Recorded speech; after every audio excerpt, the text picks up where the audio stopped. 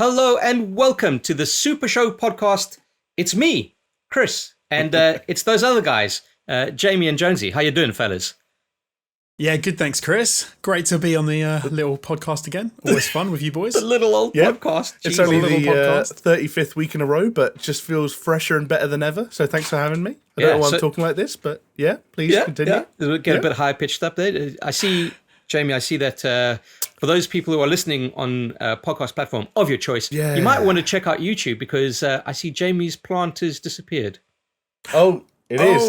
You're very observant, Chris. Wow, yeah, the plant plot fiasco of 2020, as I think it will go on to be remembered, has come to a bittersweet ending. You know, I really looked. Just as you've grown to love the plant. Well, exactly that. I really grew to enjoy having them in my company and the daily struggle of whether or not I was going to be able to keep them alive. Sure enough, I think I did a passable job, and they have now returned to their rightful owners, and I didn't get in too much trouble. So fair enough. Win-win. Fair play. Nice. That was just a bit of an aside, but we are not a household plant podcast. Although that's hey, with enough demand, we might get there.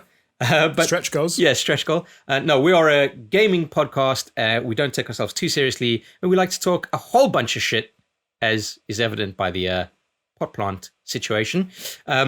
If you are watching us on a podcast platform of your choice, as I said before, we are on YouTube, but we're also on quite a few platforms, fellas. And this week, I've actually got a list for you. All right, so I'm gonna rattle through them. Okay, we've got Spotify, iTunes, Google Podcasts, Castbox, Podcast Addict, TuneIn, Pocket Casts, Overcast, Podcast Republic, Stitcher, Player FM, Beyond Pod, Deezer, iHeartRadio, Radio.com, Radio Republic, and many more. Wow, So, Many more than even that. That is crazy. yeah, because I think some of these put them onto other platforms without us knowing. Because I can tell you now, I did not register us for half of these, but we're on them. So there you go. You know what? Hearing all those names back to back made me feel like I was in a meeting with let's say, a non-specific commercial team. We were pitching ideas and names to one another. It's like, what about Podcast Addict? And someone else in the room will go like, nah, because then we were addicted to heroin and the drugs, and we can't. Nah, it won't work. Yeah. What about Podcast Republic? But it is worth saying that if you are watching, let's say on fucking Beyond Pod, all right, you might want to, and this is not just relates to us, it relates to anyone that you kind of want to support. It's probably worth you listening on either Spotify or iTunes. The more views that podcasts get on those platforms, the better for those podcasts. Going to put that out there. But, you listen to it wherever you want to listen to it. But I suggest that you head on over to YouTube to see our gorgeous, lovely mugs. I'm in a different room today, fellas. So you are. Chris, but look, I think what you just said there was completely irrelevant. If people are listening on Beyond Pod, they are Beyond Pod. So they are not going to go listen to this anywhere else except for in the Beyond. They've transcended podcasts. They have.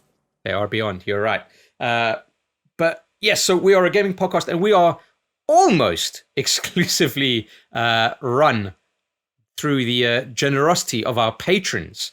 If you would like to help keep this dream alive and, hopefully let us keep going for at least another 35 podcasts, maybe more. We'll see how we go. Then head on over to patreon.com/supershow and show your support. $2 gets you access to our Discord server where we have a lot of fun with a great little community. Also gives you access to our Minecraft server, which I've not touched personally in about 3 weeks. So I don't even have a bed in Minecraft yet. So there we go. Yeah, you were sleeping in my bed last time you were in the Hey, house. that was, dude. Oh, sorry. No, sorry. I mean, in Minecraft. What? $5 gets you a bunch of behind the scenes and additional Patreon exclusive podcasts. Our podcast called After Dark, if you really want to know, where we talk about basically anything other than gaming, with a little bit of gaming sprinkled in, I guess. But we also have a bunch of spoiler casts, our most recent being The Last of Us Part 2 spoiler cast, which was like 2.5 hours of us sweating balls during the hottest day of the year, recording it for you. So, It was very warm. You might want to check it out. And speaking of people who have supported us, our patron saints, as we should call them, just going to shout out a few names here, guys. Stop me if you've heard these before. Or rather, don't, because you most definitely have. Aaron Cameron, Athletic Gravy, Brett Zerbrick, a.k.a. Shellshock, Freddie K. Official, Hacksaw Book Read, Javella Cujo, Leo Murga, Lonnie Thompson, Manuel Guerrero, Martin Skihan, hope I said that right, Mindful Pig, Nathan Piers, William Sherry, and of course the big boys. This week, it's Peaswad and the Dude Abides. Thank you all so very much for keeping the motherfucking dream alive. Thanks, gents and ladies. You know, these guys are amazing. Right now, Chris, before we carry on, could you pop your arms on your knees so we can all see? Oh, yeah. So a little bit of a weird optical illusion there. Yeah. Now imagine if Chris was wearing pajamas that were the exact same fabric as that thing behind him, and it just looks like his arms are wrapped around his legs. Yeah, that's great. Like my knees are up in the air, and I'm resting my elbows on my knees. No, it's like you're doing the splits, but sat down, and your legs are coming out horizontally. It's like the other day I was watching Goldmember, when you first see Goldmember, and he starts like throwing his legs up and shit. It's fucking amazing. I love it. This is the YouTube exclusive portion of the podcast. You only get to see Chris's not quite knees if you're watching on YouTube. And not only that, look, I've got a cat wearing a watermelon as a hat. I thought it was a crash helmet. Is that a watermelon? The watermelon, yeah. The only thing I've got to offer is the fact that since we hit record, I've realised my mustache is too long this week. That's all I've got for the folks. Is it curling into your mouth and tickling your teeth? And that's the thing, it's not, which is why I didn't notice it. But you know when you just see it and you're like, oh, that's a bit long. Yeah, it's when you can feel it here. I can't though. I get mine a bit of a trim because I was actually just getting so tired of it. I was like, yeah, fuck, whatever. Yeah, to be fair, if I didn't have 4 chins, I probably would get rid of the whole thing and keep it off the whole time. But I've got to kind of protect myself from the elements. The elements being the people whose eyes would judge me every day. You know, one of the things that I'd really, really dislike to happen to me in my old age is to get a chin like George Lucas. I thought you were about to say like me for a second there. I was about to be very offended. What chin does George Lucas have? So it's almost like all the skin has come away from the muscle, and it's just this like massive waddle. Yeah, like like you get the kind of the turkey neck effect. It's like that, except it's like it's taken to the nth degree. It looks like he's got like a plastic bag attached under his chin or something like that. You could just like grab the whole thing. It looks like he could grab it here and wrap it over his like mouth. Yeah, I think what he should do is get like plastic surgery to create like a slit and then just have a zip, and then you could just store things in there. You know, yeah, little ideas. Like he writes down like Darth Bad Guy on a bit of piece of paper, folds it up, puts it in the zip. I like it. Jar Jar Binks 2, Electric Boogaloo. It almost looks like a toad. Like a This bit's like a bullfrog. A bullfrog. What was the actual name of the Star Wars character who was called like Darth Bad? It wasn't Darth Bad Guy, but it was like Darth Sidious. I like that. No, it wasn't Darth Sidious either. There's a dude who appears in I think one of the prequels or one of the original films. I can't remember. Who doesn't have a name and then is given a name in like the expanded universe, and his name is like. Jacob Jackass or something like something so on the nose where it's like in his name is the fact that he's like a piece of shit. Oh god, if I knew what to Google to find it, I'd find out. That's going to be my objective before the end of the podcast. If memory serves, he shows up in a bar in one of the prequels, like episode 2 or something like that. Oh, wow. And he's not necessarily called Darth by douchebag. Yeah, it's literally something like he's got douchebag in his name. I'm not even joking. But we can't spend too much because if all three of us are Googling, I think we should then none just of us carry are on, talking. boys. Like I can tell by looking at Jonesy's eyes that he's Googling.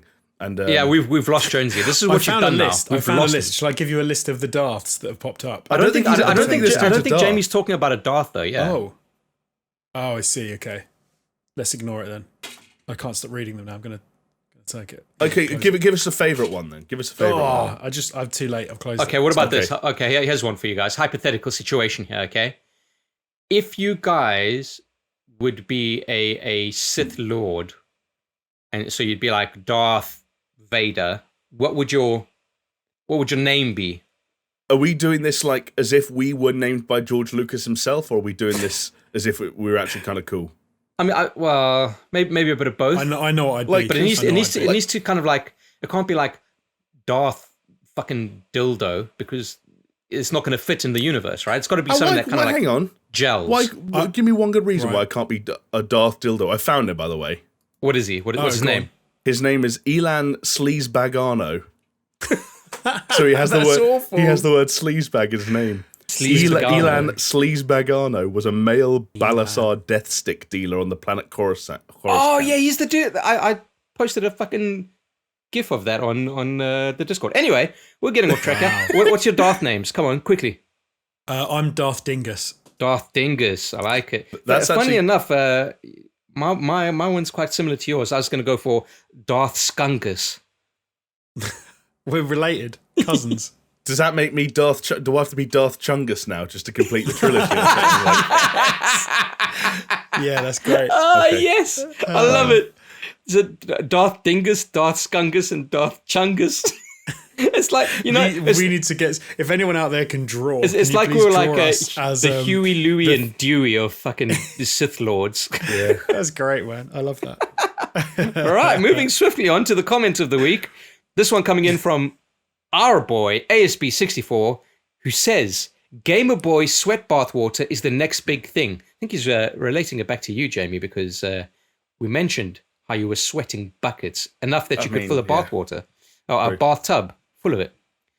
He then goes on to say, Wayne's World product joke was, by and large, great. Although, really, I don't know what he was talking about. I mean... Nah, me neither. You know, sometimes... see, I can't do it this week. Listen, sometimes in a podcast, and the best thing about this is, like, because it's a podcast, half the people listening won't even know what we're talking about here. But sometimes you just get a little bit thirsty, fellas, don't you? Sorry, lads. Wait. Can you hear? Can you hear something? I think that was the sound of refreshment. The choice of a generation. I'll tell you what I'm rocking today, although you can't tell because it's in a glass. This is very, very Kool-Aid. So there you go. Yeah. I forgot you'd been drinking loads of Kool-Aid. You sent us a picture when you got the packets in. The sachet. The sachets. Yeah. Very American of you. Pulled pork, coleslaw, and Kool-Aid, the Alex Jones diet. Yeah. You know it. But then SB64 goes on to say, "I'm playing Dead Space this week for the first time. I'm going to be playing more 2000s games. So if you have any recommendations, do tell. By the way, Jim's going deep." So there you go. Dead Space is a great game. Deep, yeah. Dead Space is a fantastic game. Just as long as you don't get, don't give up after the or during that fucking asteroid mission. But there you go. Do you know what's a better game than Dead Space? Go on. Dead Space 2. Oh, there you go. No, I know not everyone believes that, but I firmly believe that. Let's get a 2000s recommendation. And by 2000s, I think he just means like noughties, right? Like 2000 to 2010. That's what I was going to clarify. That kind of is fairly broad because a lot happened between, say, 2001 and 2009. Like 2009, I could throw out Uncharted 2, maybe, as like a game that one could play. You could play the first two Uncharted games and then not play the third because it might not qualify for your strange criteria of games you want to replay. But then again, you go back to like 2001, it's like you could be playing GTA 3 or Gran Turismo 3 or Metal Gear Solid 2 and things like that. Halo. You could go back and play Halo Combat Evolved to get not excited for Halo Infinite. Anyway, that's my lot. There you go. I'm going to say, fucking when did this come out? Yes, 2005. Hold on. I may be having performance issues. There we go. There goes my sync. I am going to say... Why'd you have a boner in the first place? Well, there we go. I'm going to say Star Wars Republic Commando, which is one of my favorite shooters of all time. Actually, an entire decade of game. Well, what are we doing, folks? Do you know what's a good era before Jonesy steps in and gives his response? Yeah, an era very near and dear to my heart was the sort of 2005, 2006, 2007 era because that was just when I got my 360 and can actually start playing big boy games at home. Like Topspin. Hey, Chris, I've played Topspin games. I'm not afraid to admit it. I was more thinking like I played Topspin. Topspin was cool, man. Oh yeah, like hey, I'm a big sports game guy. I still am. That's why I'm probably going to buy that fucking PGA Tour game they're putting out, despite the fact that it looks like kind of bad. But I was thinking like there was that era of Oblivion, Gears of War, BioShock, Mass Effect, Dead Rising, all those kind of games coming out at once. Not far off, actually. That's a Dead big Space. era. Big era. Yeah. Oh, even Half-Life 2, dude. Like, fucking hell. Half-Life 2, one of the best games of that decade. Go on, Jonesy, we're waiting for your recommendation. What are you saying? I'm going Jonesy's getting attacked by a fly. I can actually see that on the camera as well. That's wicked. Do you know what? Every time we do this podcast, suddenly a fly appears. Like, there's no flies anymore the rest of the time, and then as soon as we get into this, I think that's a trait of Darth Dingus, you know? He's just followed by Darth a swarm Dingus. of flies. Go on, Jonesy, you've done enough Googling. Come on. Come on, mate. I was actually checking that they all fit in the bracket, and they do, which I'm glad about. Hell yeah. Because for me, the noughties were definitely the era of the third-person historical sort of fighty games, and God of War, the trilogy, Prince of Persia, the good trilogy, and Assassin's Creed, the original Assassin's Creed, are all in that time frame. Yeah, so actually. jump on any of those, because they were cracking games, and they all fit. In fact, you could just about play Assassin's Creed 2 as well, can't you? Was that 2009? I don't know. I didn't look at. Actually, it might have been 2010. It was when I got hit in the head by a roof. Is this why you don't remember? That's why you can't remember. No, it's why I do remember it, because I got 1,000 gamer score in that game because I was off school for a week with a sore head. Oh, right. I love it. But yeah, that was my that was a hell of a decade for me with those games. They were cracking. So there you go. Yeah, Lots to play. Exciting. Well, let's lead on to what we've kind of been doing. What have you guys been doing since the last time we had a fucking podcast, fellas? Oh, shall I go first? Shall I start? Well, I mean, seeing as Jamie is so enthusiastic about it, I think you probably should. So the main thing I've been doing, so I played a few old school games, right? I've had to mess around with a few games that I never would have played, but I'm trying to put together a video, and so I was touching on some of the old school influential games, and I played about half an hour, so not very much, of Hydlide, which is a game which is I think sort of loved and hated depending on where you are in the world and your first experience with it. So I had a bit of fun with that. It was an interesting. Fair enough. I think one of our last ATG6 lists we had Hydlide in it, didn't we? Oh, okay. What was the list? I don't remember. Don't know. I seem to remember, or maybe it was like an option, but because I'd never heard of Hydlide before. But then we did the research on it and we're like, oh yeah, Hydlide. And now that Jonesy brought it back up, I'm like, I know that game. Do you know what's got is when I was first reading about it, I didn't know how to say it, and I had no idea how to say it. That game's ridiculous. Did you say hiddly-dee? In a crazy way. Hiddly-dee. Yeah, I think I did say hiddly-dee. Excuse me. But yeah, no, a cool game. Something that introduced or popularised a lot of concepts we take for granted today, like regenerating health and stuff like that in games that didn't really exist before. Yeah, and the mad thing is, it was like Famicom era, wasn't it? Yeah. Well, it was originally. I think it was like it came first console I was on was the. No, was it? I might get my dates wrong. Actually, I was going to say. I think you're right. I think it was Famicom. A lot of them were on arcades first, but also a little bit of Pac-Man. I've been playing this week too. Oh yeah, wow. for the funsies. You should play. What's it called? Pac-Man 256. Oh right, yeah. That's cool. What is Pac-Man 256? It's kind of so the idea was that in the original Pac-Man you couldn't go beyond 256 because the game just kind of like crashes as like a level 256 or some shit like that. So what this game is almost like an endless runner Pac-Man where the game like glitches out and shit. Oh wow. Okay. Yeah. See, the thing is, I can't get like past level 4 on Pac-Man, so I don't think I'd have an issue getting past level 256. I'm rubbish at Pac-Man as well, and I don't know why. Yeah. I mean, maybe it's because I haven't played it that much, but every time I do play it, I'm like, I'm shit at this. Do you know what? I'm terrible at Donkey Kong. I really can't do original Donkey Kong. I haven't got the patience. You always struck me as more as a Donkey Konga kind of guy, so I get that. Yeah, totally. I'm much more Donkey Kong Country than I am Donkey Kong. But no, I've actually been sinking a fair old amount of time into. Well, I don't know how long have I played it for? About 4 hours, which isn't that much. I suppose. I've just seen the fly, dude. It's gone again. It keeps coming back. It's because that's what it is. It's the doors open. It's the light. I think it flies. It's flown in, and then it's seen the light, and it's like, let's stick on this little bloody buzzy bastard. At least it's not a wasp. Yeah, fair enough. Flight Simulator. Yeah. The new Flight Simulator available on Game Pass. How long did it take us to mention Game Pass? Take a shot. But take a shot. Yeah. I managed to clear out one of my hard drives, which is necessary because that game is a big old beast of a game. Oh yeah. I think it's like 120 something gig. Oh. It didn't take too long to download though. It took a few hours to download, so it wasn't too bad. And I've been playing.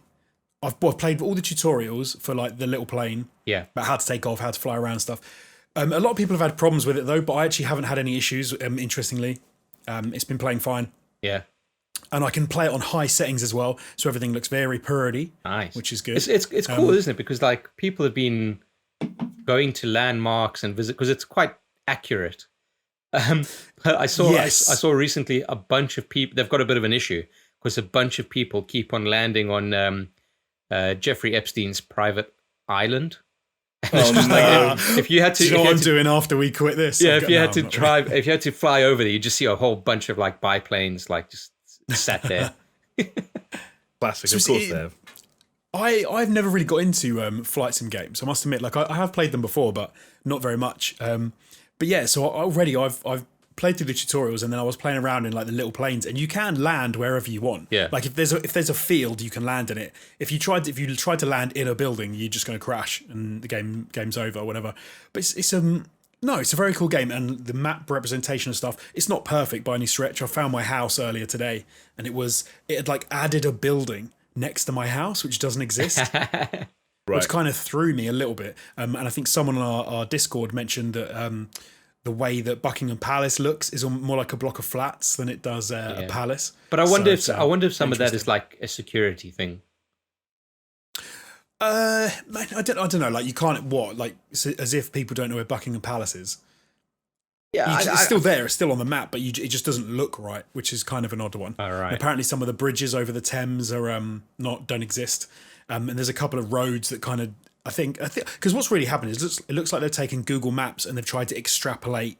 Hey, wash your mouth, man. That's Bing Maps, all right. Bing Maps. It's very good. It's very good. If you want to play it, if you want to fly around and find things you recognise, you will definitely be able to do it. Because just before the podcast, I hopped on to so I flew over my house, and there's a town near me with like a big shopping centre and stuff, and you could see all of that, and the roads are all almost bang on, and there's little cars driving around. It is a very, very cool game to play. Cool, dude. And I'm going to stream it as well because let me shill now. Oh yeah. So next week I'm going to play it because my dad is an airline pilot. Nice. And he flies the Airbus A320, which is in the game. So he's going to come round and we're going to do a live stream where he's going to teach me to fly. Jeez. And we're going to go, I think we're probably going to go from London to Edinburgh because we can do that whole journey in one stream. That's so cool. But we're going to do it all on manual, and he's going to go through all of it, how it all works. Are you going to get a HOTAS? Sort of stuff, so. Yeah, I'm going to have to because I tried using my PlayStation controller, and I've heard other people say like using Xbox controllers even, it's not very good. Yeah. Because you kind of I tried to set it up, and maybe I'm doing something wrong, but it says like the center of one of my sticks on my controller is like 50% throttle, for example. So then if I can't sort of put it in a certain position, it's always at 50% unless you're sitting there holding the controller. Oh, I see what you mean. Yeah. Joystick. Oh, that's weird. Weird. I think you can change the settings. I just need to figure it out. But it's kind of there's a lot of settings. So where can people find this stream of yours, Jonesy, when it happens? They can find it on Twitch at twitch.tv/SuperShow Jonesy. So yeah, nice. That'll be later. I'm not sure when. Maybe like Thursday, maybe Wednesday next week. That'll be cool. I'll have to see. I'm looking forward to that one. That sounds like a killer idea for a stream. Yeah. Speaking of killer, he can teach me to talk like a pilot as well. Speaking of killer ideas, I reckon I know how to make a lot of money. Does Flight Simulator support mods, fellas? I just got the big brain idea. I don't know if it does at the moment because there's loads of weird stuff, isn't there? When you install a game from Game Pass or Microsoft Store, you don't really get like access to the files, and there's not even an executable. It's just kind of a weird icon on your PC. Have you guys found that? Right. I haven't looked into it. That's weird. I ran into that trouble with the Game Pass version of Football Manager, which was not equipped for mods and some like very light stuff that I wanted to change. But yeah, sorry, Chris. Okay, so listen to this idea. You replace all of the surface maps, because if they're taking them from Bing Maps, right? And you replace them with the first iteration of Apple Maps. Oh, wow, which was disastrously bad, wasn't it? Yeah, do you remember it had like highways that were all fucking rippled and... Yeah. I think that would be We're trying to so use it funny. for directions, world. and we're getting completely fucked over by it. Yeah, I think that would be so good. Yeah, That would be quite a fun little thing to do. that would definitely. actually be a fun little, an alternate version of Flight Simulator. I'm looking here. Apparently, using Bing Maps' data, it accesses over 2 petabytes of data from the cloud on demand. And then it's got Azure AI, which analyzes that data and photogrammetry to generate 3D models as you're playing. That's Some crazy. of it done Right. as you're playing, some of it done beforehand. Yeah. Like I could tell when I was downloading the big download that it was getting a lot of airports, for example. It was getting them in ahead of time. Right. Yeah. Oh, for sure. Yeah, there's a lot of stuff like that that's obviously all preloaded in. But then I think it's the photogram. Well, how'd you say it? Photogrammetry. Photogrammetry, yeah. Photogrammetry. I guess it's that where the it can't quite tell if something's a road or a building, and it kind of mixes the two up. But it doesn't seem to happen much. It seems to be pretty good from what I've seen so far. But yeah, keen to play some more. Plus, I mean, it's a game launch, guys. You know, like there's going to be issues. True. Oh yeah, like I've got no problem with the game having like issues or bugs or little sort of like things in the early stages. I think I played it, so to jump in the middle here, I played it for a handful of hours, mostly looking at whether or not I'd be able to do a stream of it, not having a father who's also a pilot that would be able to come on board and save the day. And I don't know. It's not for me. You guys know what I'm like with games, and for as much as I can sometimes go into the weird world of simulators and stuff like that and take them weirdly seriously, I still Euro do Truck want to have Simulator? fun.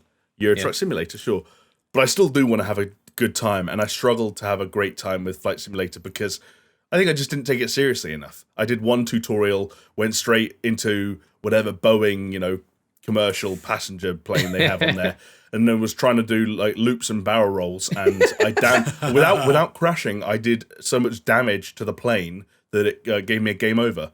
I didn't touch anything, but the way I was maneuvering that plane did so much damage to it that it shit the bed. I was also having some weird stuff, and Jonesy, I have to ask you in real time now whether or not you've seen this. When I loaded into certain places, certain airports, for example, and got and looked around me on ground level, some of the stuff looked shit. Like it looked like I was in Google Street View with like the horrible kind of like smeary artifacting shit all around me, and I couldn't tell. I was on Ultra, but I couldn't tell what was going on. I think I'm trying to think if I've had that. I think I have seen that in places when I've been at airports, but because I imagine so. I think I've had that when I took off from like small airports nearby where I live, or small airfields even where I live, and it was obviously trying to work out what that looked like, and it didn't have an actual model for the place, and it's like you say, it's almost like it looks a bit weird, or it looks like it's just a bog standard block 3D model of a building. Yeah, it looked like I did then land in a field, and it had grass that was as tall as like the windows on the plane. Oh, weird. Which I thought was pretty cool. Wow. Interesting. Yeah. I might jump back in. Jamie, and sorry, find my just to house. jump in very quickly. I did read an article headline saying Yeah. that sometimes it's a good idea to remove the downloading of real-time data as an option from your game to improve performance. And I wonder if what's happening is it's got the fucking telegrammetry or whatever it's called, and then it's just trying to download it again, and it's kind of getting confused or something. So Maybe. might be worth Right, toggling maybe. that off and seeing if that helps. Maybe I'll give it another go. I haven't found my house yet. I feel like that's the one thing everyone's got to do in this game. Right? Yeah. One thing I found was I've, like you guys know, that I've had a few issues with my PC and performance and games and stuff at the moment, and I've been trying to set stuff up to break my PC and to push it and to see where it's having problems. And I've noticed that on high mode, I think sort of not the highest mode, but one down from that, which is what my machine should run that game at, it was still taking a little while, like a couple of minutes to load everything properly at the beginning of a flight. And it was sort of being really choppy, and I had a lot of CPU usage going on, and then it would sort of settle down after a couple of minutes, and then I could actually take off and do all the stuff. So, Weird. yeah, whilst I'm easily meeting the spec that it needs for that game, it's still quite a... Yeah, it's a lot of something's going loading. wrong with your PC there, Jonesy. For sure. No, I think it's not that. I think it's just the loading. I think it's all the stuff it's trying to load in. Maybe like you said with the telemetry stuff, it's loading a lot of content. Yeah. A lot of maps and stuff, I guess, is it's trying to preload. But you're enjoying it? Yeah. Yeah, I actually really am. It's cool. I started a flight to JFK and it was going to be like 9 hours. And then halfway, well, not even halfway, an hour in, I was like, skip to landing because you can do that. And it said, you don't have enough fuel. So I was like, I love it. Oh I had taken off with Hey, not well, you enough know what? fuel. Better that you found out then instead of trying to go through the whole fucking thing. You get to like an hour away from fucking JFK airport. And it's like, oh, well, you're just going to die now. Yeah. No fuel, yeah. It just starts beeping and crashing That's to why the floor. I think I might use the propeller planes more often when I do go back to it, because that tutorial I was able to do loops and barrel rolls and do that thing, my favourite thing, which is flying it directly up in the air until you stall, yeah. then going as close to the ground as possible to pull up at the last second. Very nearly killed some people, as a matter of fact. It's a good thing that Bing Maps doesn't generate real-time pedestrian traffic. Wow. Otherwise, there would have been some fatalities. Some there you go. fatalities. Are you guys with me? Okay, that I always get this with simulation games. I know that it's not part of the game, but I would love it if you could get out of the plane and just walk around a little bit. Like, I'd love it. If you could, Even if they're just like confined it to say like airports or airstrips or something, that would be cool. No, do you know what If this you is? could- Nah, I'm gonna have to cut him off here. This is this is the Star Citizen coming out. This is the part of him that like doesn't. He wants to be able to walk around inside the plane so he can jack off into every single individual room. I do. Like, nah, Oh, this bloody. I can see it buzzing around your head. Yeah. It's fucking fry. I've got fructus hair stuff in. It's all fruity. Oh wow! Flies like Stuff. You know what it is? It's your fucking Kool-Aid. Oh, maybe. Oh, is that what you did your hair with? Just a really thick, Kool-Aid, yeah. Undiluted Kool-Aid. Kool-Aid jam. Yeah. Oh, wow. I don't know. I've usually in the past been a let me get outside of the car kind of dude. Yeah. But I don't think this needs it. Personally. I mean, it is what it is, right? Yeah, like, maybe. fucking says it on the tin. You couldn't do it. So I suppose you couldn't really do it as well. In this, you couldn't walk outside the plane. But I'd say that'd be cool if you could walk inside the plane. If you could be the captain of a plane like the Boeing or whatever, and you could stand up, walk out of a door, open it, and there were like 150 or 300 people sitting in there, just all looking at you. But That'd be what quite would you cool. benefit from that? Get the proper pilot experience.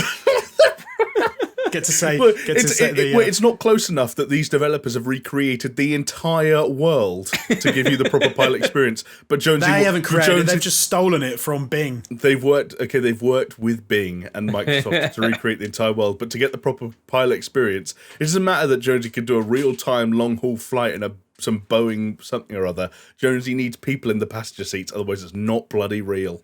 Let me tell you, I have insider knowledge, and the real thing about being a pilot is nothing to do with flying a plane. It's that halfway through your flight, you get to choose whether you want the chicken or the beef, and the air host comes in or hostess comes in and offers you a coffee, and you're like, yeah, bring me another coffee. What? So what it's all about, Jamie. I It's thought not about flying pilots a should plane. bloody get both. They shouldn't be choosing chicken or beef. True.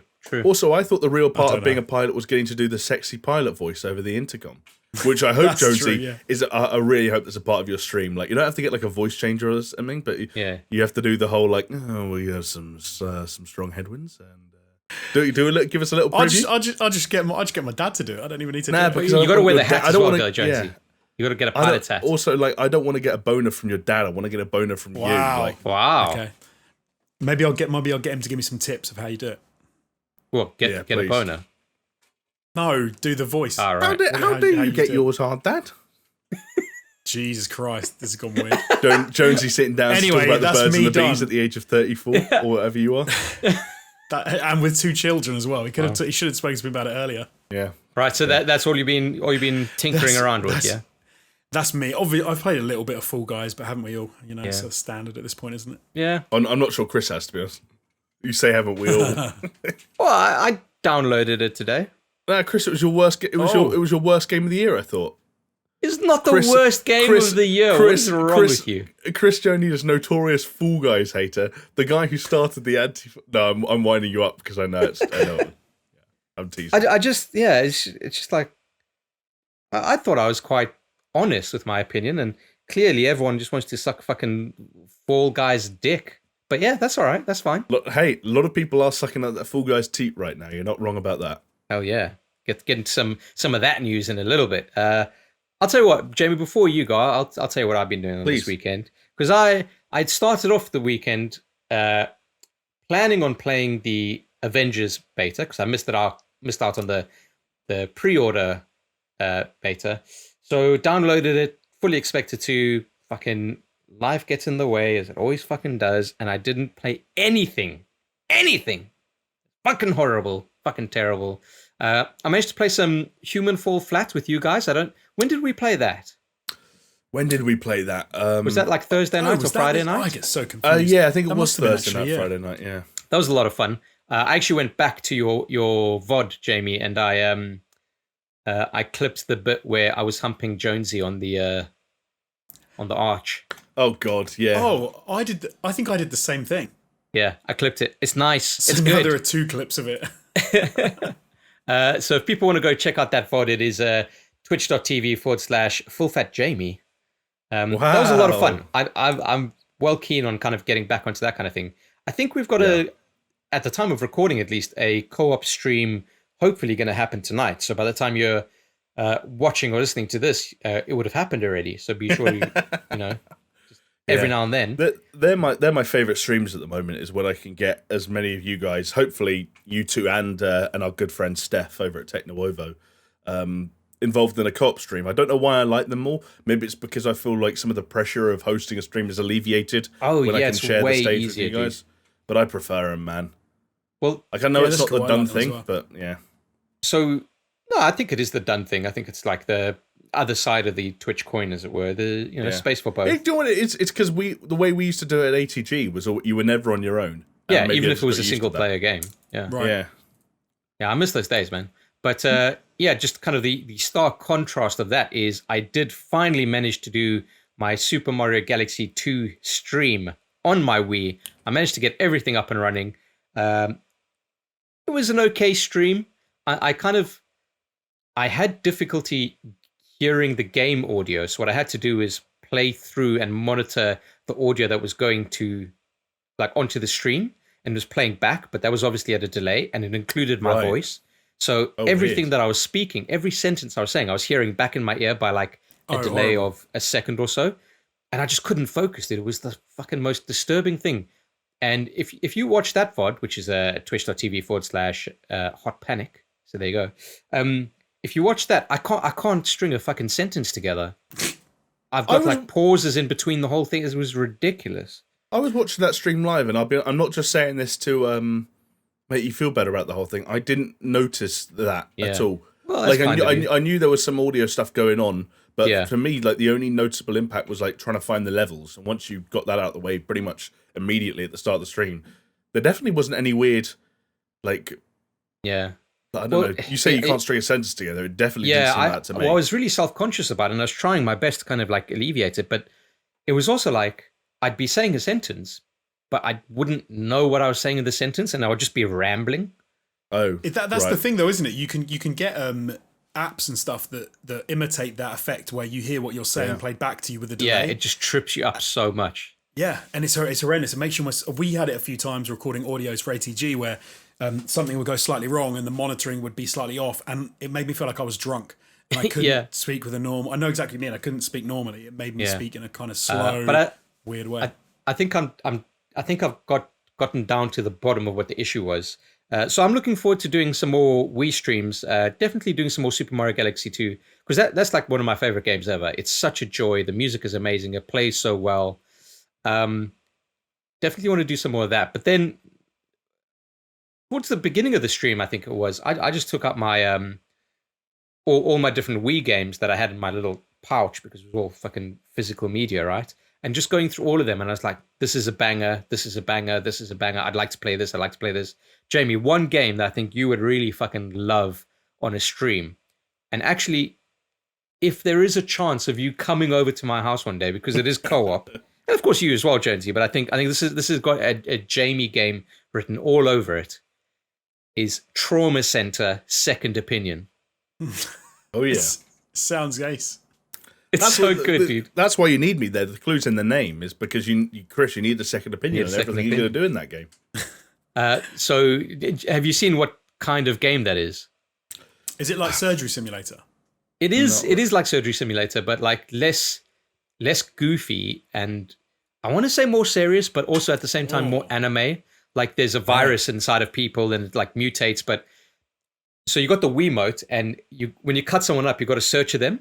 So when you search them, you got to like press a button and select the stitches, select it, and then you got to like physically like do a zigzag pattern, and it grades you on how well you do that. It's so fucking cool, dude. That reminds me of, this is how sad I was as a child, sad and possibly a little bit disturbed, was that I really didn't give two shits about Scarface The World Is Yours, the infamous Scarface sequel in video game form, until I found out that the Wii port, which came out like a year later, had direct one-to-one control of the chainsaw. And then I was like, well, I've got to get it. I'm all over it, yeah. Yeah, because just the thought of being able to control Tony Montana's chainsaw with the Wiimote and like kind of navigate and direct which limbs I cut off, like, dude, like, that's me all over. I said, okay, Postal 2, put it to one side, playing Scarface now. This paints a pretty picture about your childhood. And this was pre-head injury as well, so figure that one out. The other game that I was really kind of like interested in trying again was one of the best Dragon Ball Z games ever made, which was Tenkaichi Budokai 3. Hell yeah. So, an NBA Jam and fucking an underappreciated gem in Zack and Wiki. I'd love to fucking do all those on stream. A gamer talking about his favourite Dragon Ball Z game is like a historian talking about his favourite genocide. Like, there's only so good it can get. Mate, let me tell you, this game is fucking good. But anyway, yeah. So there's that. I'm looking forward to it. I'm looking forward to some more co-op streams with you guys. I'm looking forward to hosting some more co-op stuff on my side of the streams as well, because I think for a lot of the co-ops recently, I've just been joining you fellas, which is always fun. Takes the pressure off as well. But yeah, other than that, unfortunately, I have not done much. I've downloaded a bunch of games through Games Pass, but have yet to kind of get into them. I mean, I still got all the Oris to play. Well, all of them, both of them. I downloaded Golf with Friends in anticipation of some kind of a co-op game. The game that we're going to be playing later on today, hopefully, and Wasteland 3. See what that's all about. Yet? There's an install option. It's 60 gigs, so I just have to clear some space on my hard drive and then I'll download it. Oh, that slipped under my radar. Yeah. I think it slipped under quite a few people's radar actually. But yeah, I'm happy-go-lucky with the things, and yeah. Oh, the other thing that I will say is I'm thinking of adjusting my branding on Hot Panic.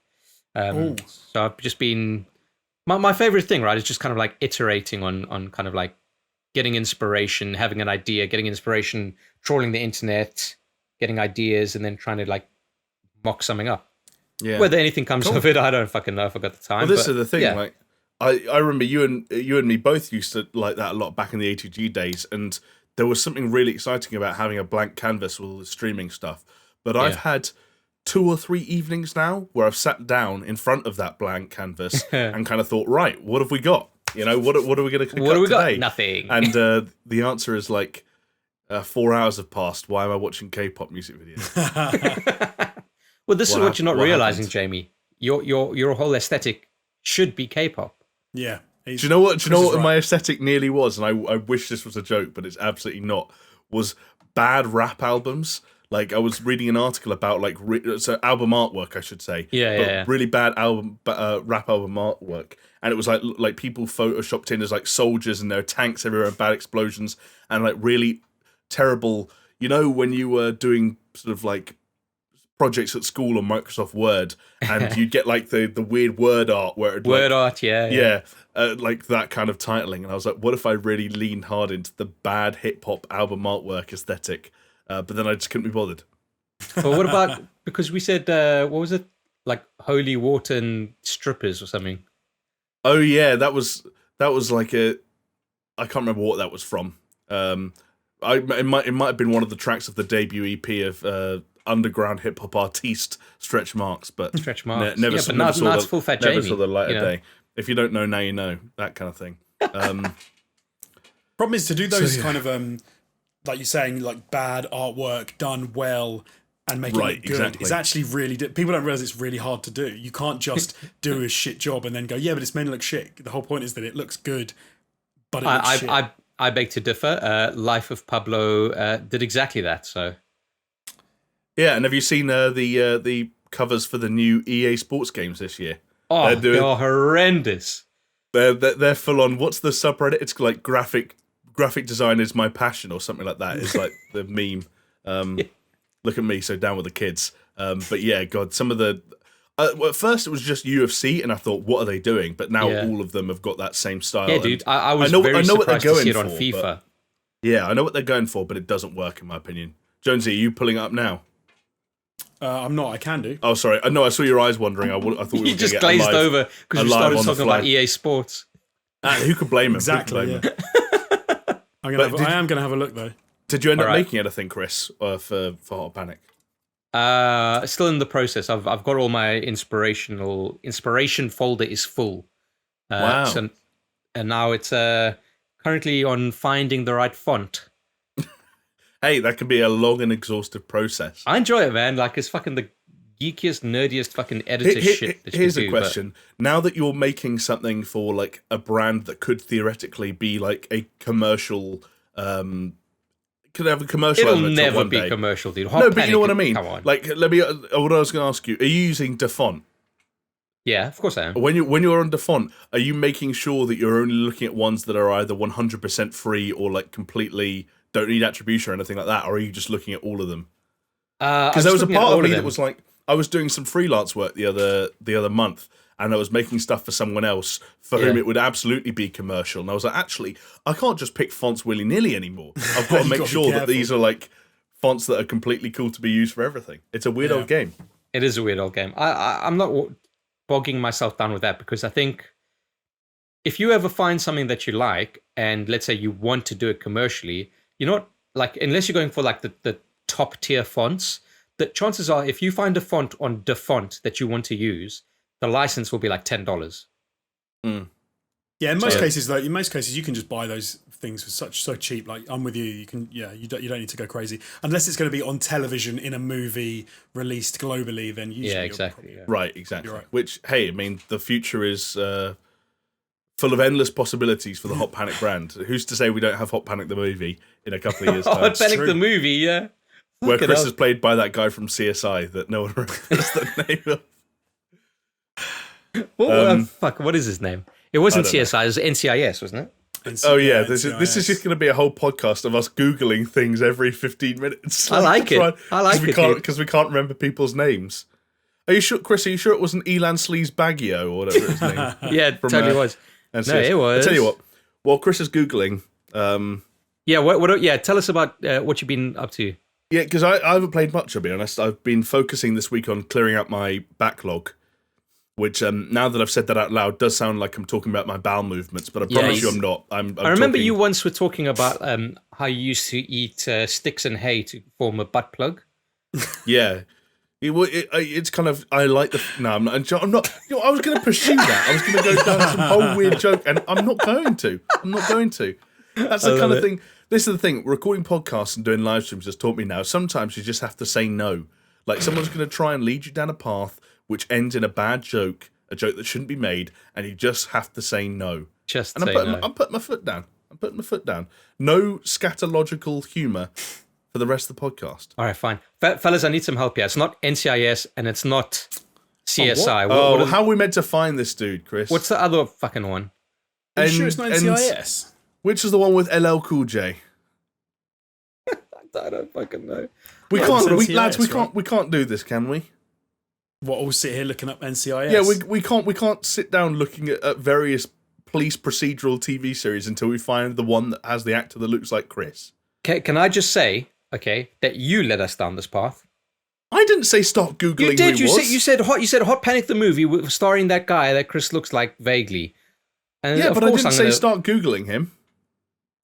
I'm gonna find it. You carry on. Okay. Obviously, I played a bit of Flight Simulator, as I said when Jonesy was talking about it.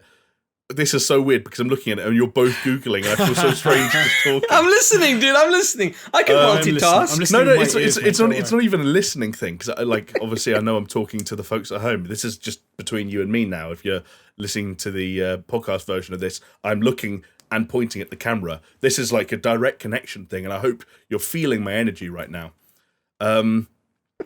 But that meant a lot of Ghost of Tsushima this past week, which I'm not going to talk too much about because we've done our Ghost of Tsushima shit. Yeah, but what about just like an update on your impressions if anything has changed? I guess what I'd say is it's a little bit more positive. What happened is I slowly got more and more bored of that game, and it's and some of those sort of design choices, specifically around the open world. I kept finding myself lacking the motivation to move from A to B, from mission to mission, objective to objective. Maybe it's a tonal issue. It was all a bit one note. I wasn't getting particularly connected or drawn to any of the characters or any of the story beats and threads that were ongoing. And I think the bit that kind of put a bullet in at the time was I got to the end of Act 1, I think it's meant to be. And the sequences at the end of Act 1 felt like the way the game started to present itself should have happened more towards the tail end of the game. So it's almost like you have what could have theoretically been the ending happening at the end of Act 1, and the game needs to then set up more story threads to keep it going through Act 2, and I presume even Act 3. And I was like, they're really starting to kind of stretch this out in a way that even 10 hours in. I'm sorry, how many acts are there? 3 acts? Three, I believe. Okay, even at that point, I thought, wow, they're stretching for time. What I've done this week is I just took a few weeks off, went back to it with an open mind, and I'm enjoying it again. Largely because I still think the combat is very satisfying, and it's a really nice middle ground for someone like me who can't get into the Soulsborne stuff, but likes to feel powerful, but also disciplined in a very samurai-like way. Right. So I'm enjoying that. I guess So are you going more the honourable route or the dishonourable route? Well, this is the thing. It doesn't really fucking matter. Like the protagonist and in the cutscenes and blah, blah, blah, blah. It's all about honour and dishonour. It's all about my father. It's all about the way of the samurai. It's all about you don't stab people in the neck. You don't kill people from behind. But then you get into gameplay terms and nothing fucking matters. At all. Jonesy's just now shared a picture on Discord while we're live of the guy. But Jonesy, we're recording a podcast. Some people are just listening to our voices. Why are you sending me a picture of him? Oh, I'm sending you both it because I didn't know if it's him. I'm just putting it there. No, that is him. That is him. I will find it for you now because if I add it here... Joe Mantegna. Joe Mantegna, that's it. So, Joe Mantegna. Mantegna. Joe Mantegna. And he is in... Mantegna, maybe. Criminal Minds. Criminal Minds. Do you know what? Now that I'm looking at him on Google Images, he's a bit of a grey fox now, and he doesn't really look quite as much like you. He's about 50 years older than Chris as well. Yeah. No, but there was like one picture specifically that looks exactly like dude, it's the one that Jonesy shared from CBS.com. So, talking about Ghost of Tsushima, because I'm quite surprised, because I thought you were really enjoying it, but are you kind of with a lot of those other people that have said it does a lot of other stuff that a lot of other games do, but it's just kind of boring and doesn't do anywhere near enough of its own stuff? Which is what I've heard a lot of criticism. It doesn't do enough of its own stuff. That's right, but that's not necessarily a criticism that I would. Basically, I've been drawn to just as generic open world games before, and I think about I don't know, this is maybe a bad example because I actually like this game very much, but Assassin's Creed Odyssey was much bigger than Ghost of Tsushima, had a much more sprawling world, and had much more shit in it. It was a far longer game. You could platinum Tsushima in the time it would take to finish Odyssey. Right. Yet there was something about the world of Odyssey, the protagonist, well, at least in the case of Cassandra, perhaps more so than Alexios, the characters you were bumping into along the way, and just some of those narrative threads that were being woven through up until some of them went fucking batshit crazy towards the end. They kept me going in a way that Ghost of Tsushima doesn't quite have the same appeal. I'm down for open world meandering. I'm down for generic, tick the box, icons on a map exploration. I'm not fussy about that stuff. I'm not one of these guys that every game has to be Breath of the Wild now in 2020. I don't care sometimes. But at the same time, I was not engaged by that world at all because it just felt like they've done from an aesthetic point of view and sometimes in a tonal point of view, they've created something quite interesting, but there's no connection between the world and the characters and the ideas. And Chris was talking there about, are you playing as a good samurai or bad samurai, like disciplined or undisciplined. It doesn't matter. There's no morality system. There are no choices. There's no characters or interactions that play out differently based on the way you play. All that happens is the game presents itself as a game where you do all these things at once. You do archery, you do sword combat, you do stealth. And in the cutscene, regardless of what you did and how honorable you tried to be, Jin will still go, "I have disappointed my father." And you're like, well, I didn't have a choice. Like, I'm not going to feel guilty. There is one change, though, Jamie. What? So the devs came out and said that if you play more dishonorable, that it rains a lot more. What? Okay. See, like, why? Like that's rains and it gets dark and shit, so you can do more stealthy stuff. But that's interesting in the only ways that Tsushima is interesting. It changes the world and makes the world somewhat more built out and fascinating, even just from an aesthetic point of view, and does nothing else. Do you know what a classic example is? Yeah. A lot of the side missions in this game are really cookie cutter, rinse and repeat. But they try through the interactions you have with the quest givers and the people you meet along the way to add some gravitas, some weight to these moments. And one example is I met a woman and the woman said, "Oh, some bandits have come along and stolen all my food. They've stolen all my rice. They went that way." And I'm like, okay, classic, side mission. Yeah. Can you go and get my rice back and kill the bandits when you get there? We've done it a million times over. It's a fetch quest. Yeah, go there, kill bandits, get rice, bring back rice to lady, have a little conversation, and the lady goes, "Oh, I haven't had rice for months," while she's eating it. And then she goes, "Hang on a second, I thought you said these dudes stole your rice." And she was like, "Oh, well, I made that part up, but there were still bandits anyway, right?" And Jin was just like, "You shouldn't have done that." And it's like, mission complete, go on with your journey.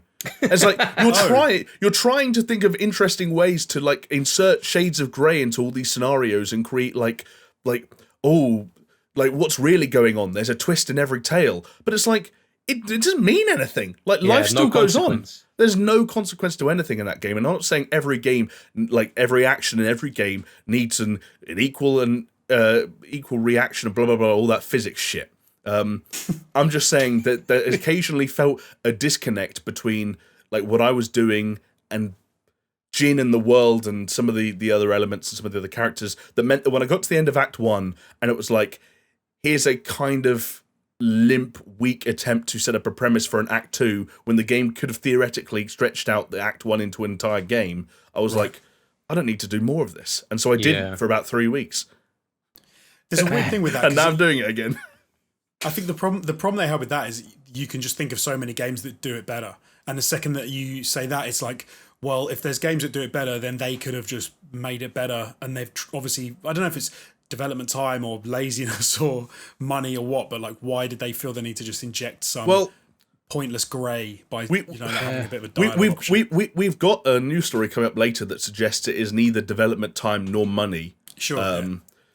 So I think it was just kind of like a weird way of saying, what if we create there were disparate teams as a part of the Sucker Punch unit, and I think the combat team were on point and the world team were on point and blah blah blah blah blah, and the writing team struggled. That's my honest assessment. Like, I think the writing and the characterization and the narrative of Ghost of Tsushima supports or carries the weight of the rest of the game in a way in which, like, you look at Red Dead Redemption 2 or something like that, other open world games, it absolutely does. It's the soul driving force at points, and Tsushima doesn't have that. Jonesy, so you're like, sorry. Jonesy, you didn't pick it up, did you? No, I didn't. I was tempted, but at that time I was still playing Last of Us Part 2, and it wasn't something that I was gonna. It's weird actually thinking about it with The Last of Us Part 2, because I remember it wasn't that long ago that a lot of people were trying to compare the two and say one was a much better game, talking about Ghost of Tsushima, but it wasn't the darling, and that's why it wasn't going to do as well, and it was almost had some of its, I suppose, what should have been more of a success stolen from it. But now hearing what a lot of people said, especially you, Jamie, I'm like, doesn't sound like that's true at all. Sounds like it had a fair shake when it came out. Yeah. I got, from all the stuff that people have been saying, especially coming from Jamie as well, it's actually, in a way, turned me off the game. Yeah. I didn't mean to do that. Not like a major way, just that it's like, I don't, if it's a generic open world game, even though it looks cool, I don't need to play it. Like, if you're on the fence, it's not going to, everything you've heard isn't going to push you toward buying it. It's going to push you toward going, I'll wait until it's 15 quid. Right. Yeah, exactly. This is absolutely a sale game for me, but it's not a bad game by any stretch of the imagination. In fact, it is a good game in a lot of different ways. Just one that really struggled to get its claws into me for some reason, to get its hooks into me. I think these days, though, so many good games available, like so often, it's not good enough to be like a good game or an okay game. It needs to be something more than that often to get people to sort of commit. I'm definitely someone who'll buy games that are potentially mediocre. So let me. Oh, Star Citizen? No, he's talking about Marvel's Avengers. I'm talking about Marvel's Avengers. Actually, let me put it out that way. Ghost of Tsushima is a better game than Marvel's Avengers. If you're weighing up between the two, we don't know Ghost of Tsushima. We don't know yet. I have got a pretty good idea. Yeah, you're probably right. But you know. That's neither here nor there. Wow. Not quite in apples and oranges. Yeah, I need to say by and large more, don't I? By and large, Ghost of Tsushima is a better game. Right. So, did you play anything else then? I played a little bit of a game called Remnant from the Ashes, which was recently made free on the Epic Games Store. Ooh. And that game is interesting. I know we're about a year behind the pace on that game. That's when it came out almost exactly. That one was the kind of like Dark Souls with guns, right? Yeah, it's a heavily Dark Souls inspired third-person shooter. The Dark Souls inspiration coming from the fact that it's sort of a slightly ambiguous and very dark world with a very disparate smattering of NPCs who usually have a lot of strange and ominous dialogue, extreme difficulty, a heavy reliance on not quite animations in the same way that Dark Souls has. Like, I don't think... But there's still kind of like, there's a dodge roll, and the armor you're wearing affects your weight, which affects the speed of your dodge roll, and you're thinking about iframes, and it's very difficult, and you heal from an item that has a limited amount of uses, and lots of other Dark Souls-like ideas. There's even like a bonfire equivalent that like you get to an area, creates a checkpoint, enemies respawn, all those ideas. The thing, other than being a third-person shooter, that Remnant tries to do differently is it's got this idea of, I think they call it dynamic creation, or something like that, which is essentially you have these overworld areas that will be the same for everyone. You move through them, you shoot generic fodder enemies, and then you get Chris rests his elbows. I'm just getting comfy, guys. Sorry, just getting comfy. Yeah, buckle up. I'll try and keep this brief. Sorry. Then you get to these sort of borderline dungeon-like areas, and that's where the game actually changes and starts to create dungeons dynamically on the fly based on certain almost tile sets and prefab environments. Okay. So that stuff all becomes randomized, as does, so not just the layout of the environment, but also the volume of and placement of enemies, the placement of loot and various other things. That all becomes dynamic, and then when you get to the end of that dungeon, you get a boss, and that boss is also, from what I can tell, random. So every single person's journey through Remnant from the Ashes is different, based on a lot of the same ideas, and everyone will get to the same points and story points, and there is a narrative, but it tries to create a situation where you can literally re-roll your campaign and take your character into a new campaign, which will play out differently. That's pretty. The weird side effect of that, though, is that campaign progress is tied to the host when you're playing a co-op. This is a co-op game, 1 to 3 player, I guess 2 to 3 player co-op, I should say. So character progress has taken over, but Jonesy, for example, who played in my game when we streamed it the other day, I was host, my story was progressing, Jonesy's wasn't, but he still has his character. So he will take the dude that he put progress into back into his world and have to do that stuff again, but because of the dynamic shit, it will play out differently. Okay. You will get a different environment, different layout, and a different boss. But your character keeps all their like loot and stuff, right? You keep your loot. And it's not a loot game in the same way Destiny or Division or Anthem is a loot game. It's much more authored. It's basically bosses drop key items, and those key items are used in the crafting of weapons and armor, but that also creates a situation where you get different drops at different times. Yeah. Steph, for example, had already played some of the game, joined in, played with us. I was hosting, so Steph did shit he'd already done, and then fought a different boss. Yeah, okay, I got you. Got a different item from the different boss, got a different reward as a result of that. So, yeah, it's interesting. No, I don't like it. Oh, fantastic. I love it. After all that, I don't like it. No, like, do you know what? It was fine. When we played it, it was quite fun. the mechanics and the characters and the way that you play and everything is quite fun in its construction, and I liked it. But the reason I don't play that sort of game, I don't play Dark Souls, I don't play Bloodborne, I'm not about to start, is because, like, I don't know, it lacks so much of what I need in a game, I think, for me. Like that idea of grinding out a boss, restarting the thing, going back, increasing, making your weapons better to do it again. I'm like, nah, I'm all right. Oh, then definitely don't play Monster Hunter. I don't think Jonesy was planning on it. I wasn't going to play Monster Hunter.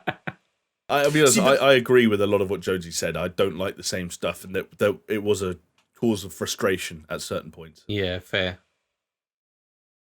But then I played what's the Monster Hunter light game that Epic had?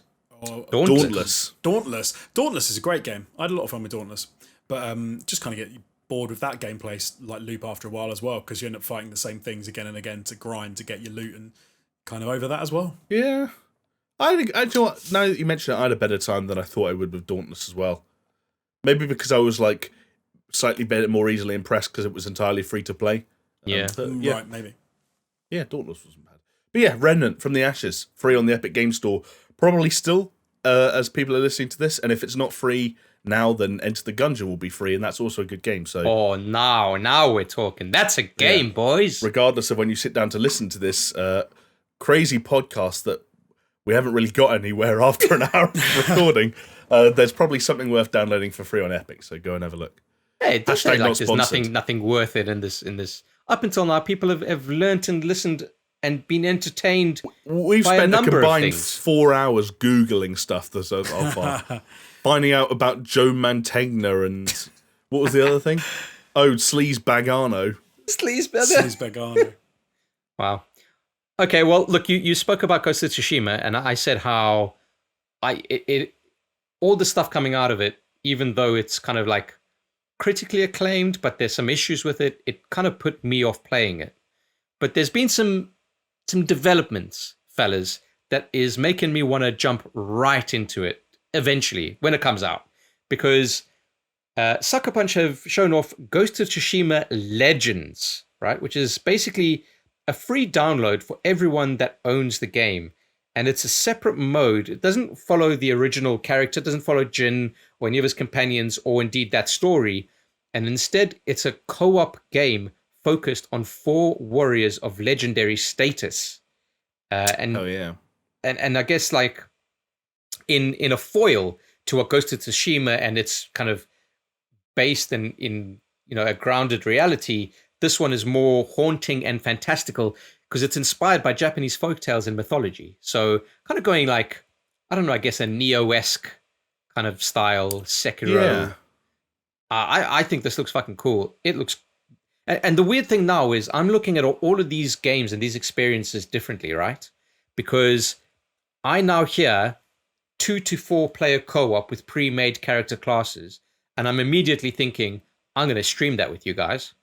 Yeah, I know what you mean.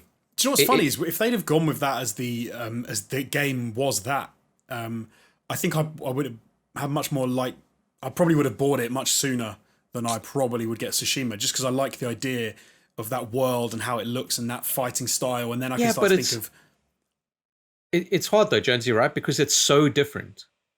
It's like an entirely different game, right? It's basically, it's saying like, here's this different game, but it's just based on the same engine. That's effectively what they've said. But I actually think this is... Sorry, Jonesy. I was going to say, almost conversely, I actually think this is the best of both worlds, which is that in spite of some of the things I just said about Ghost of Tsushima, one of the things I did like about it was that this was a samurai game that didn't have an asterisk next to it that said, oh yeah, and by the way, halfway through the game you start fighting monsters.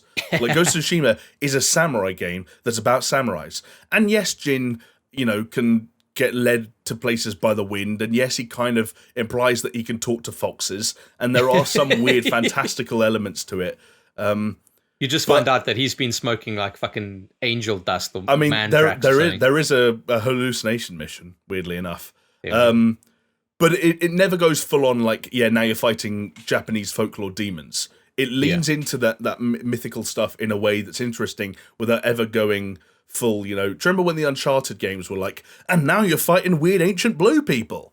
Ghost of Tsushima never does that, to my knowledge at least, and I'm super glad for it. But the fact that we can explore that in a separate mode with friends as well. Yeah, I think that's the best of both worlds in a way. I think it's a very smart move. Very smart move. And that will launch later this year. So when that launches, I will pick up Ghost of Tsushima. And it's not to say that I won't try the single player element when I buy it. Of course I will. And I'll probably enjoy it for what it is. But I have a feeling I'm going to be like you, Jamie, and I'm going to fall off of it quite quickly and not complete it. It seems like a game that I would not complete. I have a question around the co-op though, because I'd love to know what you're doing. Because if you're obviously fighting shit, yeah, but exactly. So I can't imagine they're getting you to do the same sort of side questy stuff that they get in the Jamie was talking about. So it's going to be quite different. So I'm definitely interested to see what they actually do with it. I wonder if they go funny enough, the Monster Hunter route, because as a free add-on, you can't imagine that they're going to spend a lot of time with like the story and this, that, the other of this game. Right. What I would imagine is saying like, hey, pick one of these 4 characters. You and your friends go and fight these mythical creatures. Boom. Yeah. From what I understand, like, I don't think there's an open world element to this. I think they've created bespoke missions that are designed to be approached from co-op. Like, there's been reference to some survival stuff, like survival style missions. And I believe the word raids was invoked at some point in one of their press releases. Okay. I don't know how much we should read into that. I was actually going to try and fact check that on the fly, but then who's googling now, you bitch? Yeah, deal with it. I'm googling. I'm gonna Google, bitch. Let me put it out there right now. A Ghost of Tsushima battle royale. Imagine that with like 100 odd people, just 100 samurais running at each other. Out. So here you go. So as we said, it's groups of 2 to 4 players. Yeah. There are 4 different classes: samurai, hunter, ronin, or assassin. Which again suggests that there's no real character progression. You're just choosing a preset thing. Yeah. So with 2 players, you can play a series of co-op story missions, building on the foundation of combat from the single player campaign, but with new magical twists that often require careful synchronization with your partner. With 4 players, you'll be able to take on wave-based survival missions. Oh. And then if you can best the story and survival missions, you may be confident enough to take on the 4-player raid that will arrive shortly after the Ghost of Tsushima Legends, the launch of Legends, sending you and your partners to an entirely new realm to challenge a brutal, terrifying enemy. So it's like co-op missions, co-op survival, and then a raid. Okay, so I was wrong. Fair enough. I'll put my hands up and say, yeah, cool. That raid could still have Monster Hunter elements if you're going to challenge a new enemy. I don't know. In its separate world, it definitely sounds a bit like that, doesn't it? I feel like we spent the last half an hour shitting on Ghost of Tsushima, and I don't like that. It doesn't deserve that. I just fell off it. I don't think it's come across as you shitting on it. Just more like it's a bit middling. Critiquing it. It's not even that it's middling. It's above average. Like, it's good. It's better than middling. It just didn't like get its hooks into me. No, I do want to play it. I've come back to it. I'm playing it right now. Right. Well, not right now, but I'm playing it right now. Anyway. Right, okay, well, look, let's move on because... Can I just say, I'm on the most uncomfortable chair in the world. Yeah? Is it a throne of flies? No, it's just a really uncomfortable wooden chair. Does it have a back to it? It does, yeah. Okay, weird. Yeah. Got a back to it as well, look. Whoop. I guess so, yeah. With mine, you can see the headrest, so I can do this. Nice. How dare you? I'm in Stephen Hawking mode. Oh my god! All right. What, is he dead? Yes. Oh, my bad. Give us your best Stephen Hawkins. Pizza. Wasn't bad. That's all. I don't know. Right. Okay. So from one game announcement to another game announcement, something that we've known about for quite a long time. Actually, it's been like a fucking week of game teasers, hasn't it? So Call of Duty Black Ops Cold War has been announced. Now, we had heard of this and the idea that it was probably set in Cold War, even the idea that it would be called Black Ops Cold War. And hey, guess what? It's called Black Ops Cold War. They can't keep anything secret these days, can they? Every time they want to release anything, it's already known about. But we know firsthand that they purposefully don't keep things secret, and they let people leak a whole bunch of their shit. Oh yeah. That's part of their marketing plan. Leaks, for better or worse, are part of people's marketing plans. The logo leaked through Doritos, I think it was. Something like that. Right. Like, to give you an idea. I have a slight conspiracy theory that one of the reasons they do that is because if everyone reacts really badly and says they hate the idea of it, then they change it and they go, "We were never going to do that anyway. It was a rumor maybe. and you were wrong." Because no, you were bang on, but when you didn't like it, they changed it. Yeah. But yeah, so first teaser trailer has dropped for Call of Duty Black Ops Cold War, and for my sins, I thought it was pretty fucking cool. Didn't show any gameplay. It just kind of, you know what it actually reminded me of? It reminded me of some of the all-time conspiracies videos that I've edited. I thought the same thing. Yeah, it's like text going on, and then fucking the screen glitches, and it turns into like, you know, the white text changes to red Russian text, and you're like, I've done something like that. Yeah. Yeah. But it almost had a really cool like premise behind it, where it's like saying, oh no, a Russian spy has infiltrated the American government and is destabilizing it from the inside, and the whole destabilization thing takes like 10 to 15 years.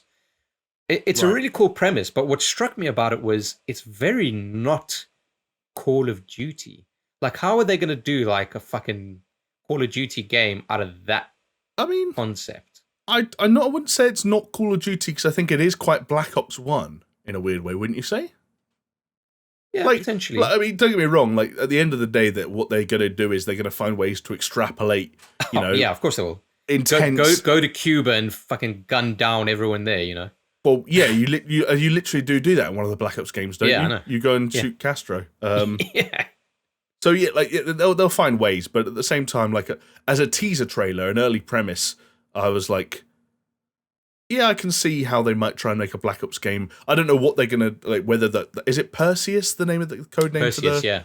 I don't know whether the spy that's meant to have infiltrated the US. But I think who is real and was also never found. So. But then also, like, the idea of the Black Ops stuff is it's shit that you weren't meant to know about, which means they have creative license to make it all up. You know? Because it's all like, hey, this was redacted. No one knew about this. What do the numbers mean? Yeah, exactly. But yeah, I don't know. I thought it was cool. And like I said, maybe I just like it because it just reminded me of the old school all-time conspiracies videos. But what's interesting was the trailer was timed with members of the COD community competing in a multi-day ARG in Warzone, which, you know, we heard about the fucking key cards and the bunkers, and I think now there's a missile that's come out of some park or some shit. I don't fucking know. Right? Imagine but it's if interesting. They have a missile in the Warzone and it literally blows up the whole of Warzone and the game is over. They're going to do something like that. Yeah, it's going to... They've got to bridge the gap between like modern warfare and Cold War for Warzone, right? Like, they kill Warzone. They kill it. It's dead. It's nuked, and then they move on to. No, Jonesy. It just starts snowing, and it's like it's the Cold War zone. I'd love it if it was a pun. That's what they did with it, dude. If it's that is the biggest fucking dad gaming move of the century. There you go. But yeah, the full reveal will happen on August 26th, fellas. It's going to be a busy couple of weeks, isn't it? Yeah. But then again, I don't know what full reveal means. Are they going to show off the gameplay? Are they going to show off a trailer? The thing is that we're so late into the year for the kind of COD reveal life cycle that actually they probably do just have to kind of like drop their pants and just drop their load entirely, right? But I feel like you look at the traditional COD cycle and they announce normally, is it during the NBA finals? They've previously done their kind of announcement spots. Yeah, because they had like basketball players wearing the cap for like Black Ops 4. Black Ops 4, yeah. Yeah. And then there's often showing gameplay or some kind of additional trailer during E3. I think what we're seeing now and what the ARG stuff was kind of a hint at is that with some exceptions, like you've got Jeff Keighley's Gamescom opening night live and shit like that still to come, but we're reaching the end of the period during which there are events that you can tie announcements and trailers and reveals to. And what Call of Duty have leaned into quite heavily this year, more so than ever before, is what if we were our own marketing machines? And namely, what if Warzone, which in being free to play has been probably the most successful single component to a Call of Duty game in recent memory, was our marketing tool. And you can't blame them for that. It's it's not just a massive audience, but it's a captive audience. Is that the term? Yeah, captive audience for sure. So like like, why not? I could see them absolutely doing some crazy bullshit where something blows up in Warzone and the map changes and it's all tied into this. You know, that we're already in a situation where we're forced to watch the cutscene for every new season at the beginning of every. Like, they're Without already being forcing able to fucking skip it. Right, they're unskippable. We're already forced to watch those videos. What's a fucking trailer for the next game to them? Nothing. Yeah, and that's how they're going to do it, aren't they? They're going to debut it inside Warzone. I remember reading that somewhere. Maybe. Like, I mean, Warzone keeps going Fortnite regardless. to thank for that. I mean, yeah, and Fortnite's done some cool shit, but Fortnite's never had to release a sequel, and now Call of Duty does. Call of Duty needs to bridge the gap where it says, thank you to the tens of millions of people who download this free thing. Would you consider buying this paid thing? Yeah. And how it does that, you know, it's kind of new ground for the series. But with Call of Duty, it's like everyone already buys it. Like, would you like? No, but the issue that like they're having is what I'm saying is more people are playing Warzone than play Call of Duty. Sure, yeah. The numbers are now beginning to dwarf it because obviously it's free. Because it's free, yeah. Yeah, but you also got to think that like the yeah. majority of people playing Warzone, well, okay, not the majority, that's probably unfair, but the additional people over a traditional COD release, they are playing it because it's free, and they're not playing it because they care about COD. Yeah. So it's almost like, I don't. It's an interesting case study. I guess what I'm saying is, can they now leverage the degree to which people care about Warzone to sell Black Ops Cold War? Because Modern Warfare came out before Warzone. Warzone came out after the fact. Yeah. Now is their opportunity to say, oh, this operator or these skins or these weapons, they're exclusive if you also own the full version of the game. Yeah. Black Ops Cold War this is. And they've tried to do some of that with Modern Warfare, selling it after the fact, but this is their opportunity to build the full-on publicity cycle and the hype cycle and the marketing plan around a game within Warzone, which, as we said, is a massive and captive audience, you know? Yeah. Sure. More people are playing Warzone than buy Call of Duty, more people are playing Warzone than watch Call of Duty trailers. Like, it's a huge audience, and it's their audience, so they've got to use it. I think it'll be interesting. It's definitely going to be the future of COD is from this, but I wonder how smart they're going to be in that integration of trying to convert those people that are in Warzone for Warzone, not for COD. So do they advertise? So they're obviously going to advertise in the game as buy now, because that's what they do. If you just download Warzone, you can buy. There's a big thing saying buy Modern Warfare, right? Yeah. And they list the perks that you get in Warzone for buying that. Yeah. You would assume that they're going to do the same thing for this. They're going to be like, Cold War's here. These are the perks if you buy this game and how it directly relates to Warzone. So it'll be interesting to see how they capitalize on that and if they innovate on it any further than what they've done already. Yeah, for sure. That's the biggest see. question as well, is how that all fits together, right? It's how they do all of that sort of stuff. Yeah. Keen to see. Oh, I have to ask though, who's playing Warzone? Who is like, oh, I've never bought a COD game. I didn't know if I'd like it. Well, come on, man. Like 5 million people. That's what I mean. But how? Like, how have they got into this position? It's because your friends are playing it. Oh, maybe.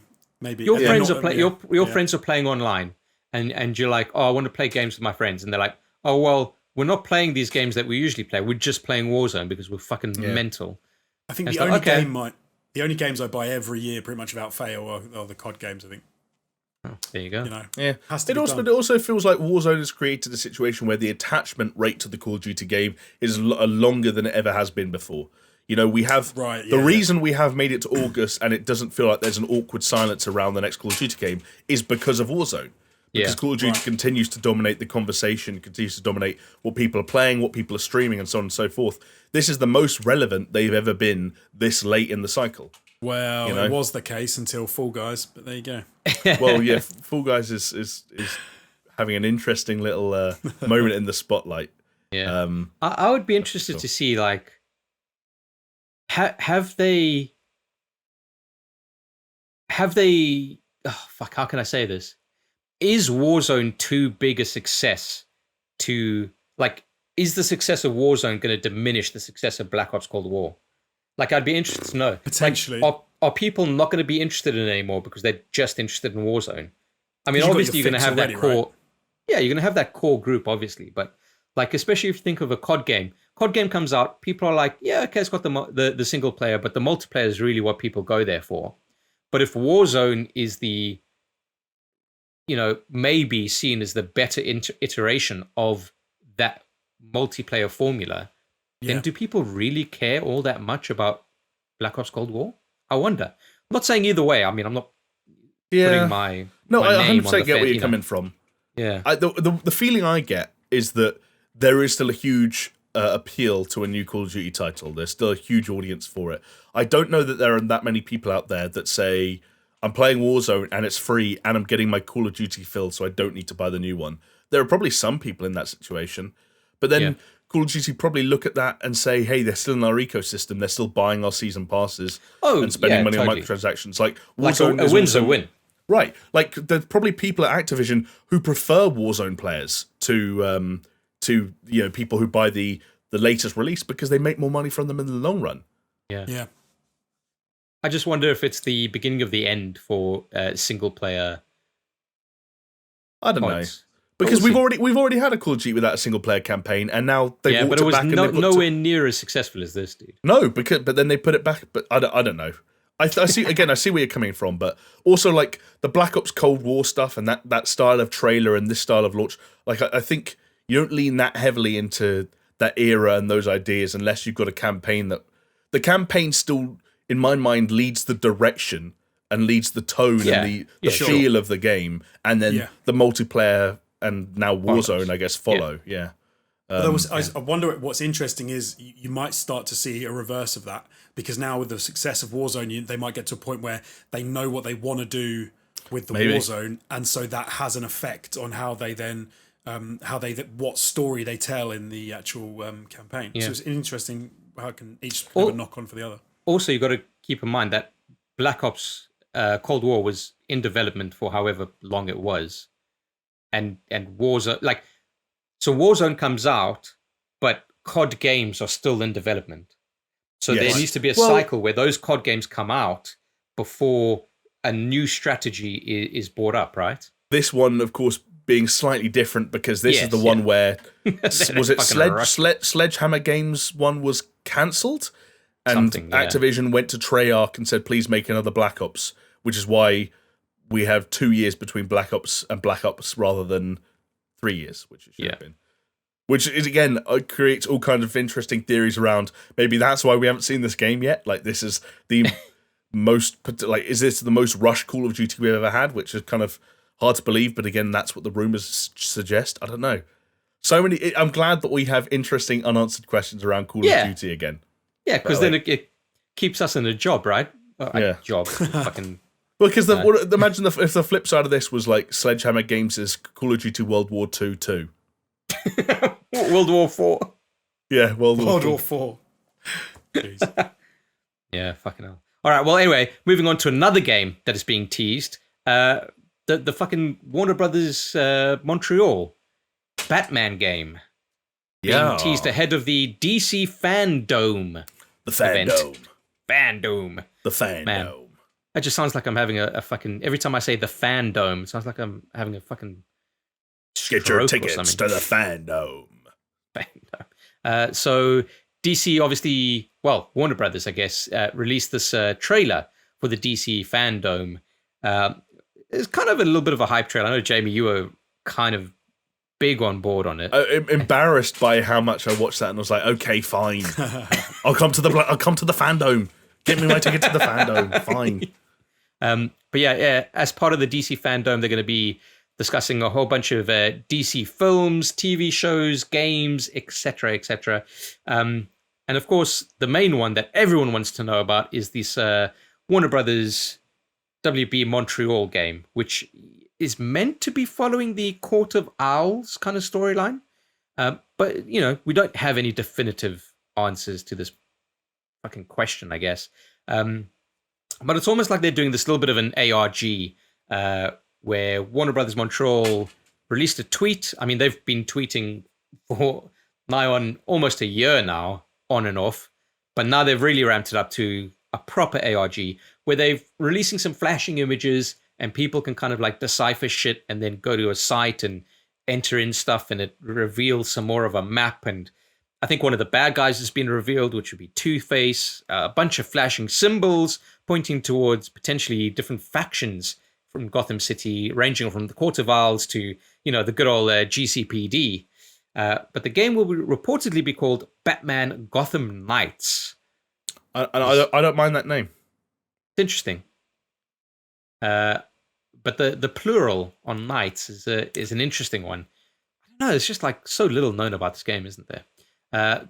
There was a second Twitter handle, which was @redacted, but with like a bunch of threes in it, is continuing to tease the game leading up to the Fandome. I guess like when the Fandome opens its virtual doors, we'll know a lot more. But there we go. Hopefully. Yeah. What are you guys taking on this one? It's been a fucking long time coming. Sure has. I think when they first announced the Fandome, right, we all looked at that and said, okay, fine, that's when we'll find out about the DC stuff. But that doesn't mean that the last couple of weeks, and even to an certain extent the last year, haven't been strange for the life of not just this game, but also Rocksteady's Suicide Squad game, which we'll also see more of at the Fandome. But, like, I remember when we were still at ATG and, like, Jeff Keighley's Game Awards was coming up, and there were some weird rumours that Warner Brothers Montreal had tweeted out some cryptic stuff just before the Game Awards, and people thought we were going to be seeing it then.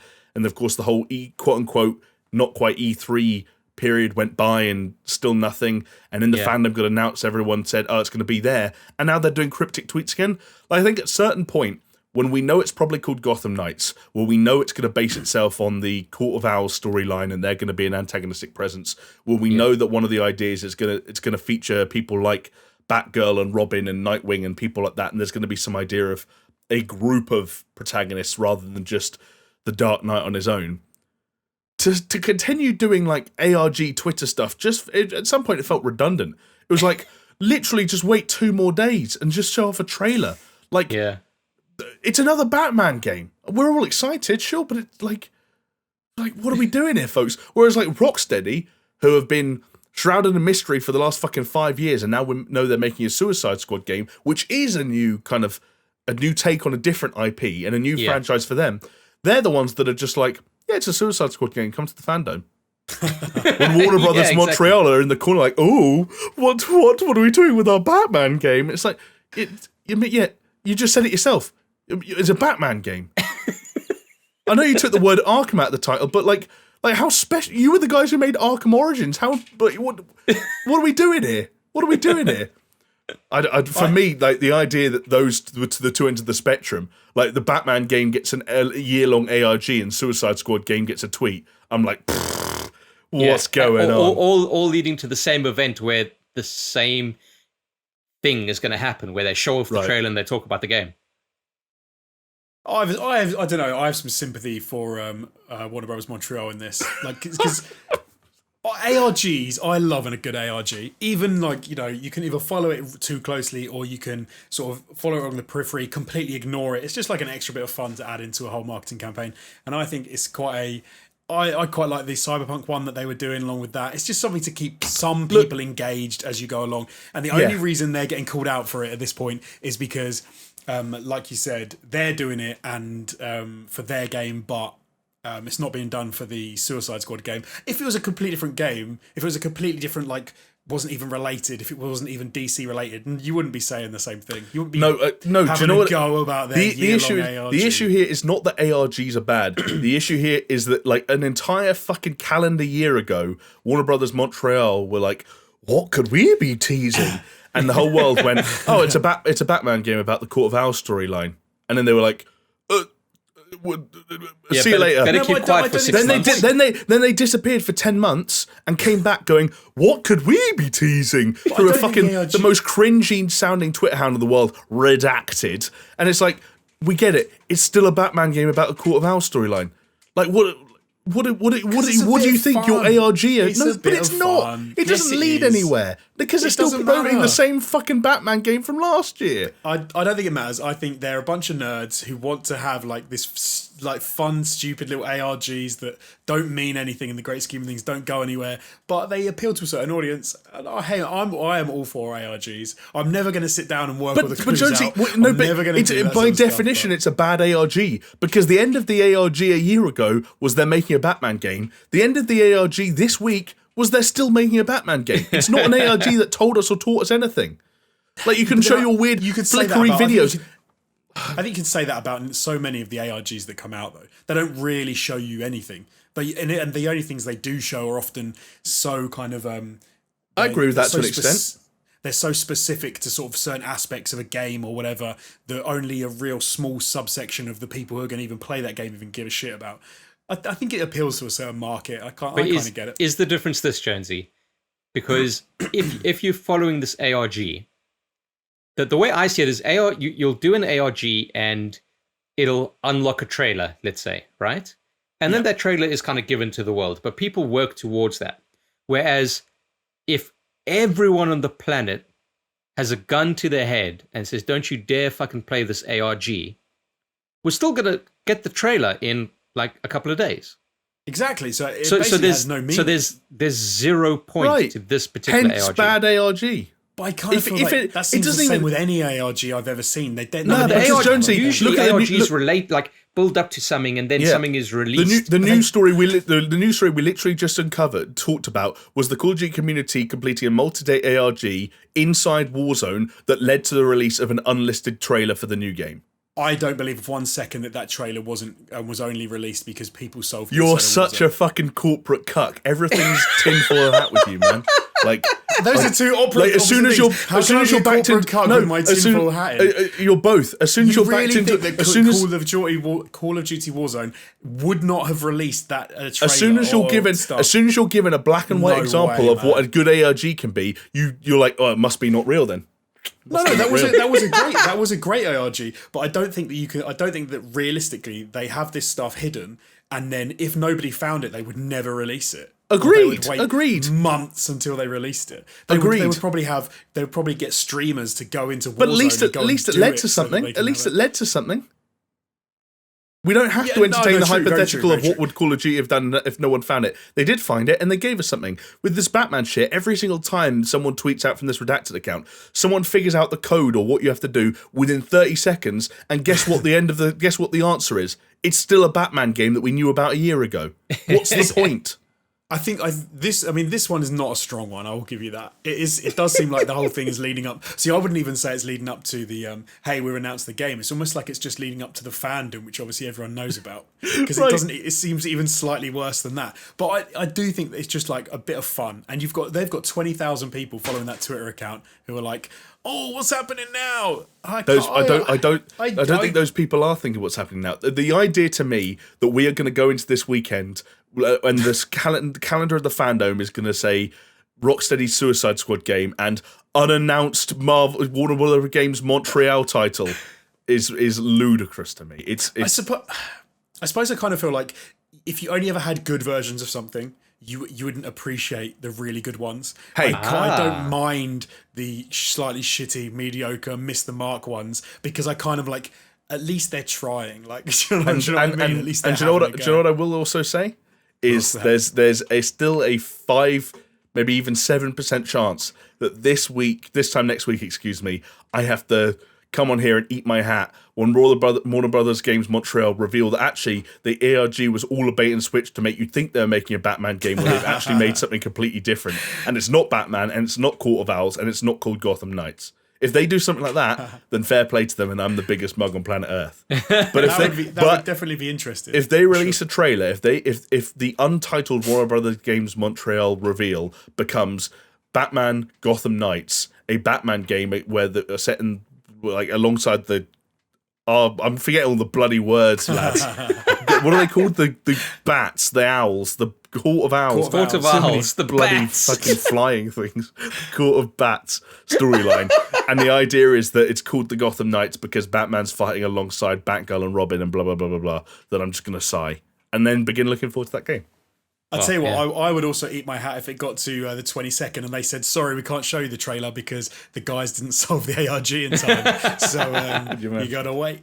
What a funny, fun time we're living in. I'm just glad I've got front row seats at the Fandome at this point. Do you know what is fun is that they just released a brand new bit for the ARG, the third part. Oh no! Oh, here we go. Tell me, what does it reveal, Alex Jones? No, sorry, Chris, that's redacted.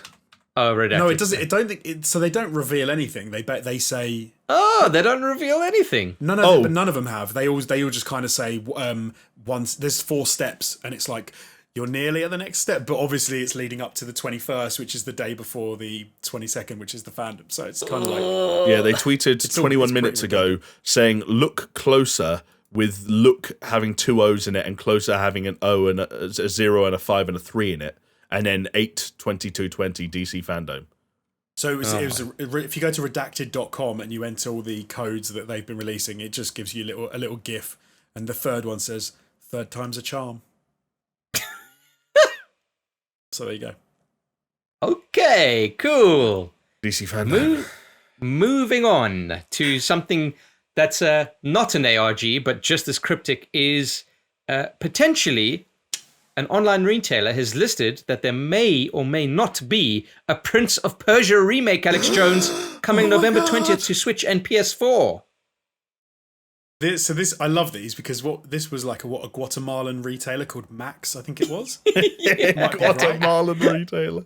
Because you see, we've already said about it, okay, and my tinfoil hat on and off, or how, sometimes I've got it on, sometimes I haven't, but there are definitely leaks, like we've said, where people leak stuff on purpose to kind of get information out there, and they go, "Oh, it was leaked." But you then have these awesome cases where random retailers around the world will too early put something online and then obviously really piss off the parent company who are like, "What are you doing?" No, you're right. Like Ubisoft are not, part of their plan to release this is not by having a Guatemalan e-store kind of putting up a listing. Who took it down almost like really quickly as well after it got called out. They must have had a very angry phone call telling them to take down the image. It was Eve. Yeah. Eve was on the phone. "I cannot believe these Guatemalan retailers stolen my surprise." So this was a fun one for sure. You looking forward to it, Jonesy? Do you know what? Like I said to you guys, I'm not going to allow myself to look forward to it, just in case it is one of a few different possibilities, right? It's a straight remaster, which I'll play, but it's not enough. Like, I need more. Yeah. So one of the things, the thinking is that it's going to be a remaster of the trilogy, the original trilogy. And that, it's November, right? If I get to play a remaster of the original trilogy on my PlayStation 5, I'll be psyched. Dude, Switch for me, I'd be like all over that. Yeah, the two retail listings were Switch and PS4 for what that's worth. Yeah, PS4. Yeah. Obviously, weird time. Like, I don't like it when they do this because I'll be thinking hardcore PlayStation 5. Obviously, I will be able to play it on my PlayStation 5 anyway, which would be nice if it's on the PlayStation 4. with the PlayStation 4 controller. Like with a PlayStation 4 controller, yes. One of the few games I could. So there you go. The thing that worries me, and you guys are like, "Don't worry about it, this isn't going to happen," but just in case, I'm getting ready for the fact that they are going to remake the shitty 2008 cel-shaded Prince of Persia New Direction thing they did, which I hated. I'm kind of hoping that they do, because then I want to see you go on a fucking rampage. I'm hoping they do, because it's a perfectly good game. It's not. It's crap. It's just as good as those other Prince of Persia. It's just different. You are winding Jonesy up now. Do you know why he thinks that? Because he was 7 years old when it came out, and he was like, "Yeah, this is great. I love this." I was not 7 years old. Although I will say it was 7-year-old Jamie was proper psyched. No, do you know what it was? It's because Prince of Persia went in a direction where they were trying to do sort of like the lifelike stuff. The prince became an emo. What was the song they were using in the trailers? Godsmack. Godsmack. Yeah. Jonesy, that era of Jonesy was well into Godsmack. He was well into the idea that the prince had become an emo. Then all of a sudden, they rebooted it with cel-shaded graphics and a different interpretation of the prince. And Jonesy was #NotMyPrince, and that was it. Do you know what? At the time, I would definitely have. It wasn't the look though for me, because I liked the look. It was the controls. It was a completely different style of game. It was. It went. I can't even think how to describe it. So it went from obviously the standard over-the-shoulder third-person action game, action platformer style game, and then it went to this kind of odd.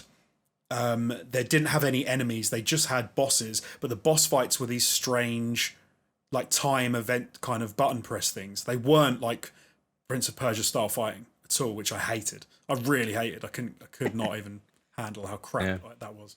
Well, okay, but what about the other potential here, which is that it may be a straight up remake of the original Sands of Time?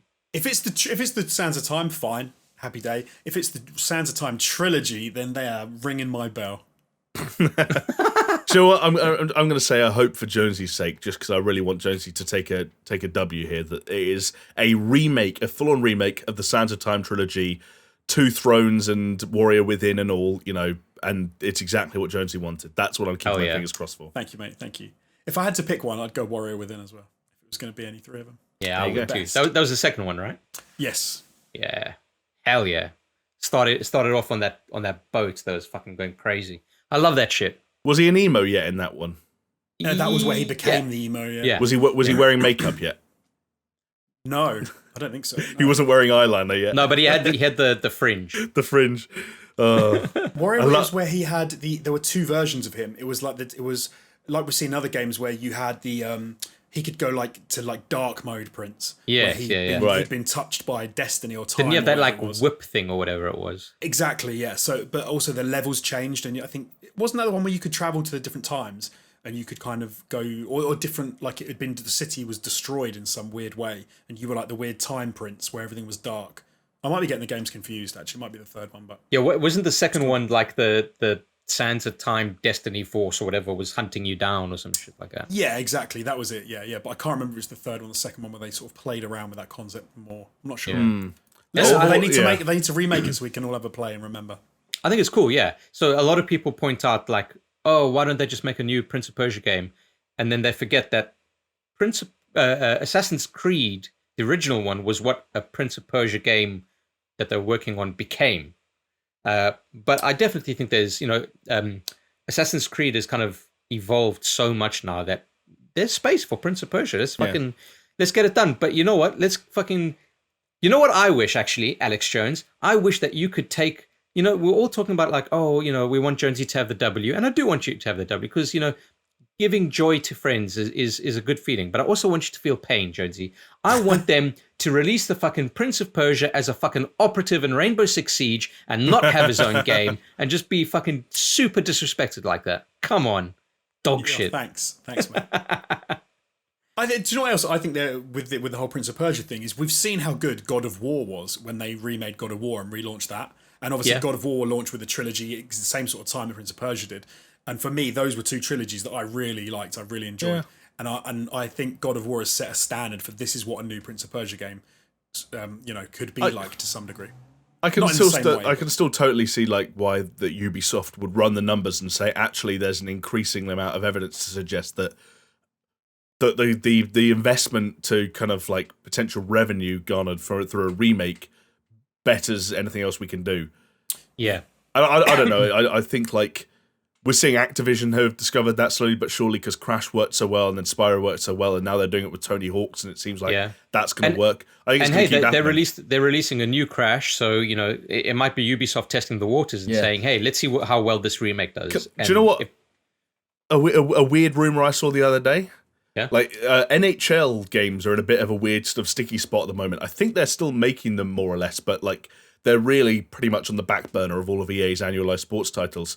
There's a rumor going around that they're going to do NHL 94 Rewind and like somehow almost like remake old style sports games for people that have nostalgia for that era of sports games, but also those rosters, which would be, again, considering EA have got some other irons in the fire when it comes to remakes and remasters, some of which we'll know more about before the end of the year. It's not impossible.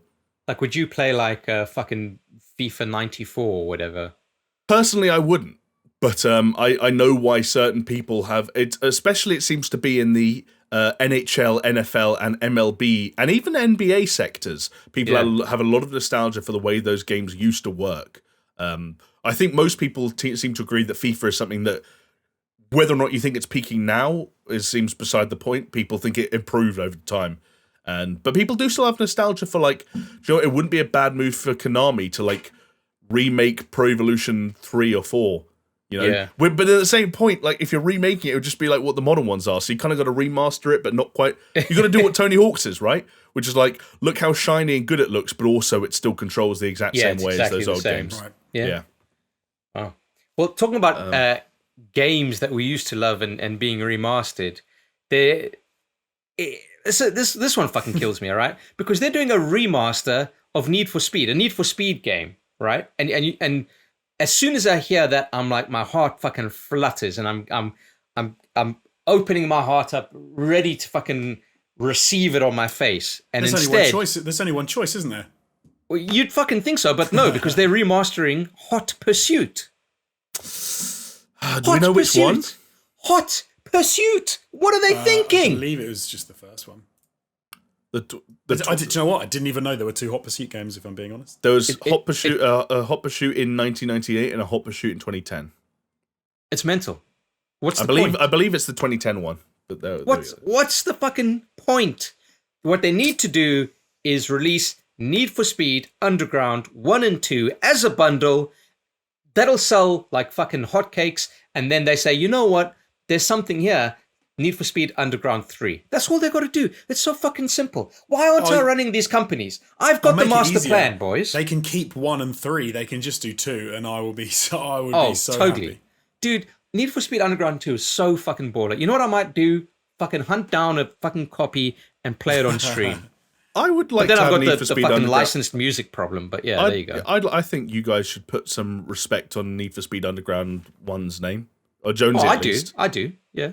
It's You fine. need to have Get Low in there. Yeah, to the windows, to the wall. For the walls, exactly. You know, till the sweat drips down. And what was Underground 2? Riders on the Riders in the Storm, the Snoop Dogg version. Riders on the Storm. Hey, I wasn't trying to disparage any of them. I'm just saying if they just had to do one, if they had their arms twisted, Yeah, if they had to do one. I would love to see. Because Need for Speed Underground 2 was that like open world at nighttime, right? Effectively, it's like the whole city you could drive around. Oh, and was it? I seem to recall, yeah. And I seem open world. It was the city, and you could drive around the city, and you pick up missions, and you go to certain points, almost like how you would do Heat now, or the modern kind of Need for Speed games. But I'm pretty sure that's how it was. And the Need for Speed 1 Underground 1 was more like you just go to races. So Need for Speed Underground 2, from what I can tell, had an explore mode, which did let you go around a larger city known as Bayview. Yeah. So it seems like it was before they'd gone full on open world, like in the way the recent Need for Speed games have, but it was when they were exploring that territory. That's for sure. It's funny, man. Like looking like rose-tinted glasses and nostalgia for all that stuff. You take what's happened and what they've kind of explored further from that point, and you kind of fold it into that original idea. Because to me, it was like it was a fucking open world you drive around. But yeah, maybe I don't know. I think that's all the I remember. secret. It was fucking cool. It was at nighttime. There would rain on the fucking roads, neon lights and shit, and then that fucking pumping soundtrack. Yeah. Maybe they can't remaster it because they can't get the rights again. But It's actually if Tony Hawk's can fucking do it for the most part, then Need for Speed Underground 2 can do it. Actually, Tony Hawk's is a very interesting case study and it kind of incorporates some of what you were just saying, Chris, about the rose-tinted glasses and some of the stuff we maybe take for granted that happened after the fact. What Tony Hawk's is doing is they are remaking Pro Skater 1 and 2 in terms of it's the levels from Pro Skater 1 and 2, but they have incorporated mechanics that were added after the fact, I believe all the way up through 3, 4, and Underground, because a lot of people would have taken them for granted were they not included. And I think classic example, I think some of the main examples are, was it Tony Hawk's Pro Skater 3 that added reverts? So you could land from a half pipe into a revert into a manual. And the other one that a lot of people remember very fondly is the sticker slap, where you could jump into a wall and then push off the wall. Yeah. That was obviously not in Tony Hawk's Pro Skater 1 and 2, but they've, in the default setting, included it in this remake because people still expect it to be a part of the moveset, because sometimes we almost like wrap all those old games up together in one and assume that the advancements that were made after the fact exist in the earlier ones when they didn't. Yeah. I need to correct myself because I've double checked it and I was wrong. Need for Speed Underground 1 is the game that I was thinking that 2 was. I was getting confused between the two. So I'm all about Need for Speed Underground 1. What about Need for Speed Underground 1 over 2 is it that you... So I can tell you exactly why I liked it so much. Yeah. And it was because when it came out, I don't think it was long after Fast and Furious 1 was released.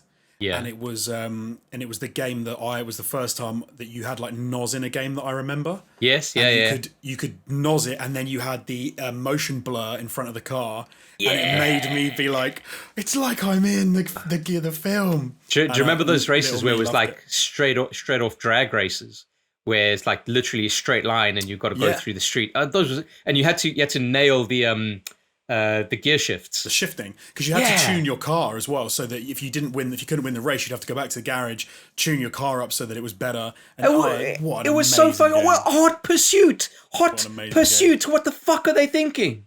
Yeah, I'd gladly get some Need for Speed Animals. Underground on the go. Animals. Come on. What a nightmare, eh? Yeah. So, hey, Chris, I guess we're just going to have to buy this one to show our support for the Need for Speed franchise and hope for the best in the future, right? That's what being consumer is all about. This is the problem, right? Because I feel like you can kind of get away with it with, like, say, Prince of Persia and fucking Spyro and Crash Bandicoot. But Need for Speed games are kind of like, they're not as, they're fucking hit and miss for a lot of people for different reasons. Yeah. Right. And like saying like Hot Pursuit, like, yeah, you know, there's loads of fans that'll be like, oh, fuck yeah, Hot Pursuit, remaster that. But they've remastered the wrong one, fellas. Yeah. I'm reading up on Hot Pursuit now because this is a complete blind spot for me, as a lot of those I feel like it was the first one with cops, like proper aggressive cops in it, right? So it's not just the one with the proper aggressive cops and police chases, it's the one where you could be either a racer or a police driver with a full career mode for both roles. And you see, I mean, I know I'm in the majority on this one, but Need for Speed worked best for me when there were no cops. Right. This was also the one where this was made by Criterion after they'd made Burnout Paradise. Right. Yeah. Yeah. But I was trying to find out which one, because there was one of those ones. It wasn't Hot Pursuit though. Oh, Most Wanted.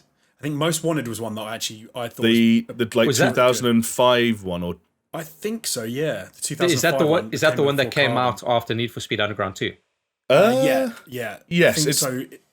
But that was the one where you were always the one being chased. You couldn't be a cop. Because there was a big thing. There's a big thing about it because obviously Underground 1 and 2 didn't have any cops in it, and then it was like, oh, look who's back! It's the motherfucking police, and I was like, I don't care anymore. Most Wanted was the one where you're working up the blacklist, and it had the guy you're chasing was called Razor Callahan. Right. And I don't know if they'd had it before, but it's where you could hit. It's the first time I'd seen it because I hadn't played many Need for Speed games. I don't think I'd played any actually before Need for Speed Underground. But where you could hit things in the world, and it would like release logs, or it would like knock something over in front of the police cars, and you could sort of mess with the scenery to try and block the police. That was a cool game. I'm looking at the names of Need for Speed games now. It's weird how many of them like are names I recognize, and I've just got like. At some point, people must have been buying them, but they were a blur. Because we talked about like Hot Pursuit and Hot Pursuit 2 and Underground 2, but then it goes Most Wanted, Carbon, Pro Street, Undercover, Shift, Nitro, World, Hot Pursuit, The Run, Most Wanted, Rivals, No Limits, then the reboot, then Payback and Heat. Like just I most don't generic even realize words. there were that many Need for Speed games. But like fucking like remembering things like Carbon and Pro Street and Shift. Like, again, they must have been selling because they kept doing them every year, but I don't know. I never played any of them. See, I remember Carbon coming because when Carbon came out, I really wanted a new Underground style game, and I kept checking every year. I would check to see what the Need for Speed game was like, to see if it was kind of like what I wanted or whether it was not quite there. And Carbon was one where I was like, it looks okay, but it's not quite there. Then Pro Street dropped, and I was like, oh, it's tracks again, like Underground, so maybe that'll be good. And I've told you guys this story so many times. I bought Pro Street, got it, played it, took it out after about 10 minutes, put it back in the box, went back to the shop and tried to return it. And she said, why are you returning it? And I said, because it's shit. And she said, you can't return a game for that. And I was like, oh, well. Wasn't Undercover the one where they tried to kind of go back to an Underground style thing? So I'm looking at it now. Carbon was what Jonesy said it was. Carbon continued the story of Most Wanted with less emphasis on the police and nighttime only racing. Then Pro Street was a return to realistic damage and racing, but without free roam. Then, God, Undercover focused on tuning and police chases, with live-action cutscenes featuring the actress Maggie Q. Oh my God! Hey, Maggie Q, Jesus. Yeah. Then there was Shift, which was I don't even know what was going on there. Then Nitro, but the one that was really bad was The Run. That was the one where it had story elements that the character got out of the car, and you had like quick time events that happened outside the car. Jamie's what you need. You need to be able to get out of the vehicle. We were talking about it earlier. You need to be able to, Yeah, you see how well that worked and it out. worked, and it was a great Need game. for Speed The Run. Jesus Christ. You guys got me wanting to play some more Need for Speed Heats now. So I need to finish Heat. I haven't finished it yet, but it is it's enjoyable insofar as what it is, right? But there was a weird thing for me, and I don't know if you guys get this, but a game like Underground or like a Gran Turismo or something like that, always felt to me like the engine was very different from the open world driving games. I guess because they would have to be, right? Yeah. And you lose a lot of that racing car feel. Like, I haven't played for a long time, but I imagine like more you get in a Forza than you do in like an open city game where you're driving around. I mean, Need for Speed Underground as a series, I feel was skewed a lot more to the arcade side of things. Right. But it was I think because it wasn't open world and it was still tracks, even though it was in a gorgeous nighttime sort of city setting. Whereas some of those games, when you open the world up and you can go wherever you want, I think you lose a decent chunk of that, unfortunately. But there we go. Bring back Need for Speed Underground. Oh my God. I wonder if I play it now and it's just like absolute trash. I was actually wondering that I might go onto the Steam and see if you can get it. Boys, emulators, like let's be real. Yeah, exactly. I don't think you can actually, because of the music rights, Jonesy, I don't actually think it's available to buy anywhere anymore. Do you know what I played through an emulator the other day and regretted it? Yeah. What? The first level of Medal of Honor Frontline. Oh, on the beach. Yeah, on the beach. Turns out that game controlled like shit. Turns out, like, for all the shit people say about Call of Duty, in kind of like unifying the world of first-person shooters and making controls the same and better, did us all a favour. Interesting experience going back to that game. Do you know a game that always blew me away and I thought was brilliant? I don't think it was Medal of Honor. Maybe it was. The game, it was almost like the TV show. Was it Brothers in Arms, where you would sort of sit. You mean Band of Brothers? Band of Brothers, thank you. He means Brother Bear. You could have like an almost top-down view, you are thinking. You could tell your guys where to go. Are you thinking where of to push? That was a really good. What was that thing? It was a Gearbox thing. It was a Randy Pitchford thing. That was another World War II series. It was like, World War II. Yeah. It was like Band of Brothers, but it wasn't. Brothers in Arms. Was it Brothers in Arms? Brothers in Arms. Oh, is that why I said it? And there was like one called like Brothers in Arms Hell's Highway that was on 360 and PS3, and that was the one where you could go into cover and it became third person. Yes. Is that the one? I think no, it wasn't Hell's Highway. It was Brothers in Arms, but I'm sure there was a mechanic where you could. Even in that one, that you maybe not third person, but you could tell your guys move here, push here, suppressive fire, and then that was a great game, man. You just reminded me of that. Hey, that's one that I'm not going to speculate as to what form it will come back in, but I wouldn't be surprised if we see the Brothers in Arms name coming back at some point in the next year or two. Well, as long as it's not like a fucking Medal of Honor in VR, like fucking. I don't think it will be that. We'll see. Who knows? There were only three games in the main series. Wow, interesting. Okay. Right, fellas. On that bombshell, we have passed the 2-hour mark, so we have done our due diligence, and we can now. Yeah, that's the thing. We can now end this podcast. We lent into the 2-hour thing so hard that what happened last week is we went under 2 hours, kind of weirdly proud of ourselves, and we had comments being like, kind of wanted it to be 2 hours. Yeah, someone said that they felt cheated. Yeah, I think we kind of have to do it now. It's this weird thing. Not necessarily every time, but... Yeah, but when are we going to find time to record another fucking After Dark? We're going to have to try and set it up for tomorrow or something. Soon. Maybe. Yeah, we have to do it soon. My goodness gracious me. Right, well, with that, the only thing left is a code word. So, what you guys thinking? How about, given that we are Brothers in Arms, and we were just talking about it, how about Brothers in Arms? Brothers in Arms. Brothers in Anal. I mean, maybe not. All of mine get shot down. Last week, you guys were giving me grief I wonder why. All I was trying to do was remind the world that Matthew Broderick is a murderer, and you guys were shitting all over me. Hey, people commented that a lot, so you didn't get shot down. In fact, one of them said Matthew Broderick, the murderer, and Jamie are going deep. So yes. Hey, I do. That sounds like a reality TV show where me and known murderer Matthew Broderick go to mysterious parts of the world. And did you know that Matthew Broderick asks to be introduced like that wherever he goes? Honestly, if I was like a podcast host, known I'd be like known murderer Matthew Broderick, star of Ferris Bueller's Day Off, and known murderer Matthew Broderick. Imagine at the Oscars, they're inducting him into the Hall of Fame. John Travolta does one of his flubs. He's like, the murderer Matthew Broderick. Adele Dazeem. Murderer Broderick. Wow, okay. Murderer Broderick. Yeah, can you imagine a guy? The murderer Broderick. Adele Dazeem.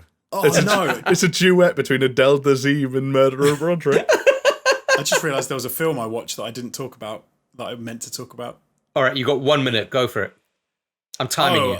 I don't even need a minute. I watched Tusk by Kevin Smith. All right, where Justin Long gets turned into a walrus or some shit. Yes, one of the weirdest films I've ever seen. Good? Bad?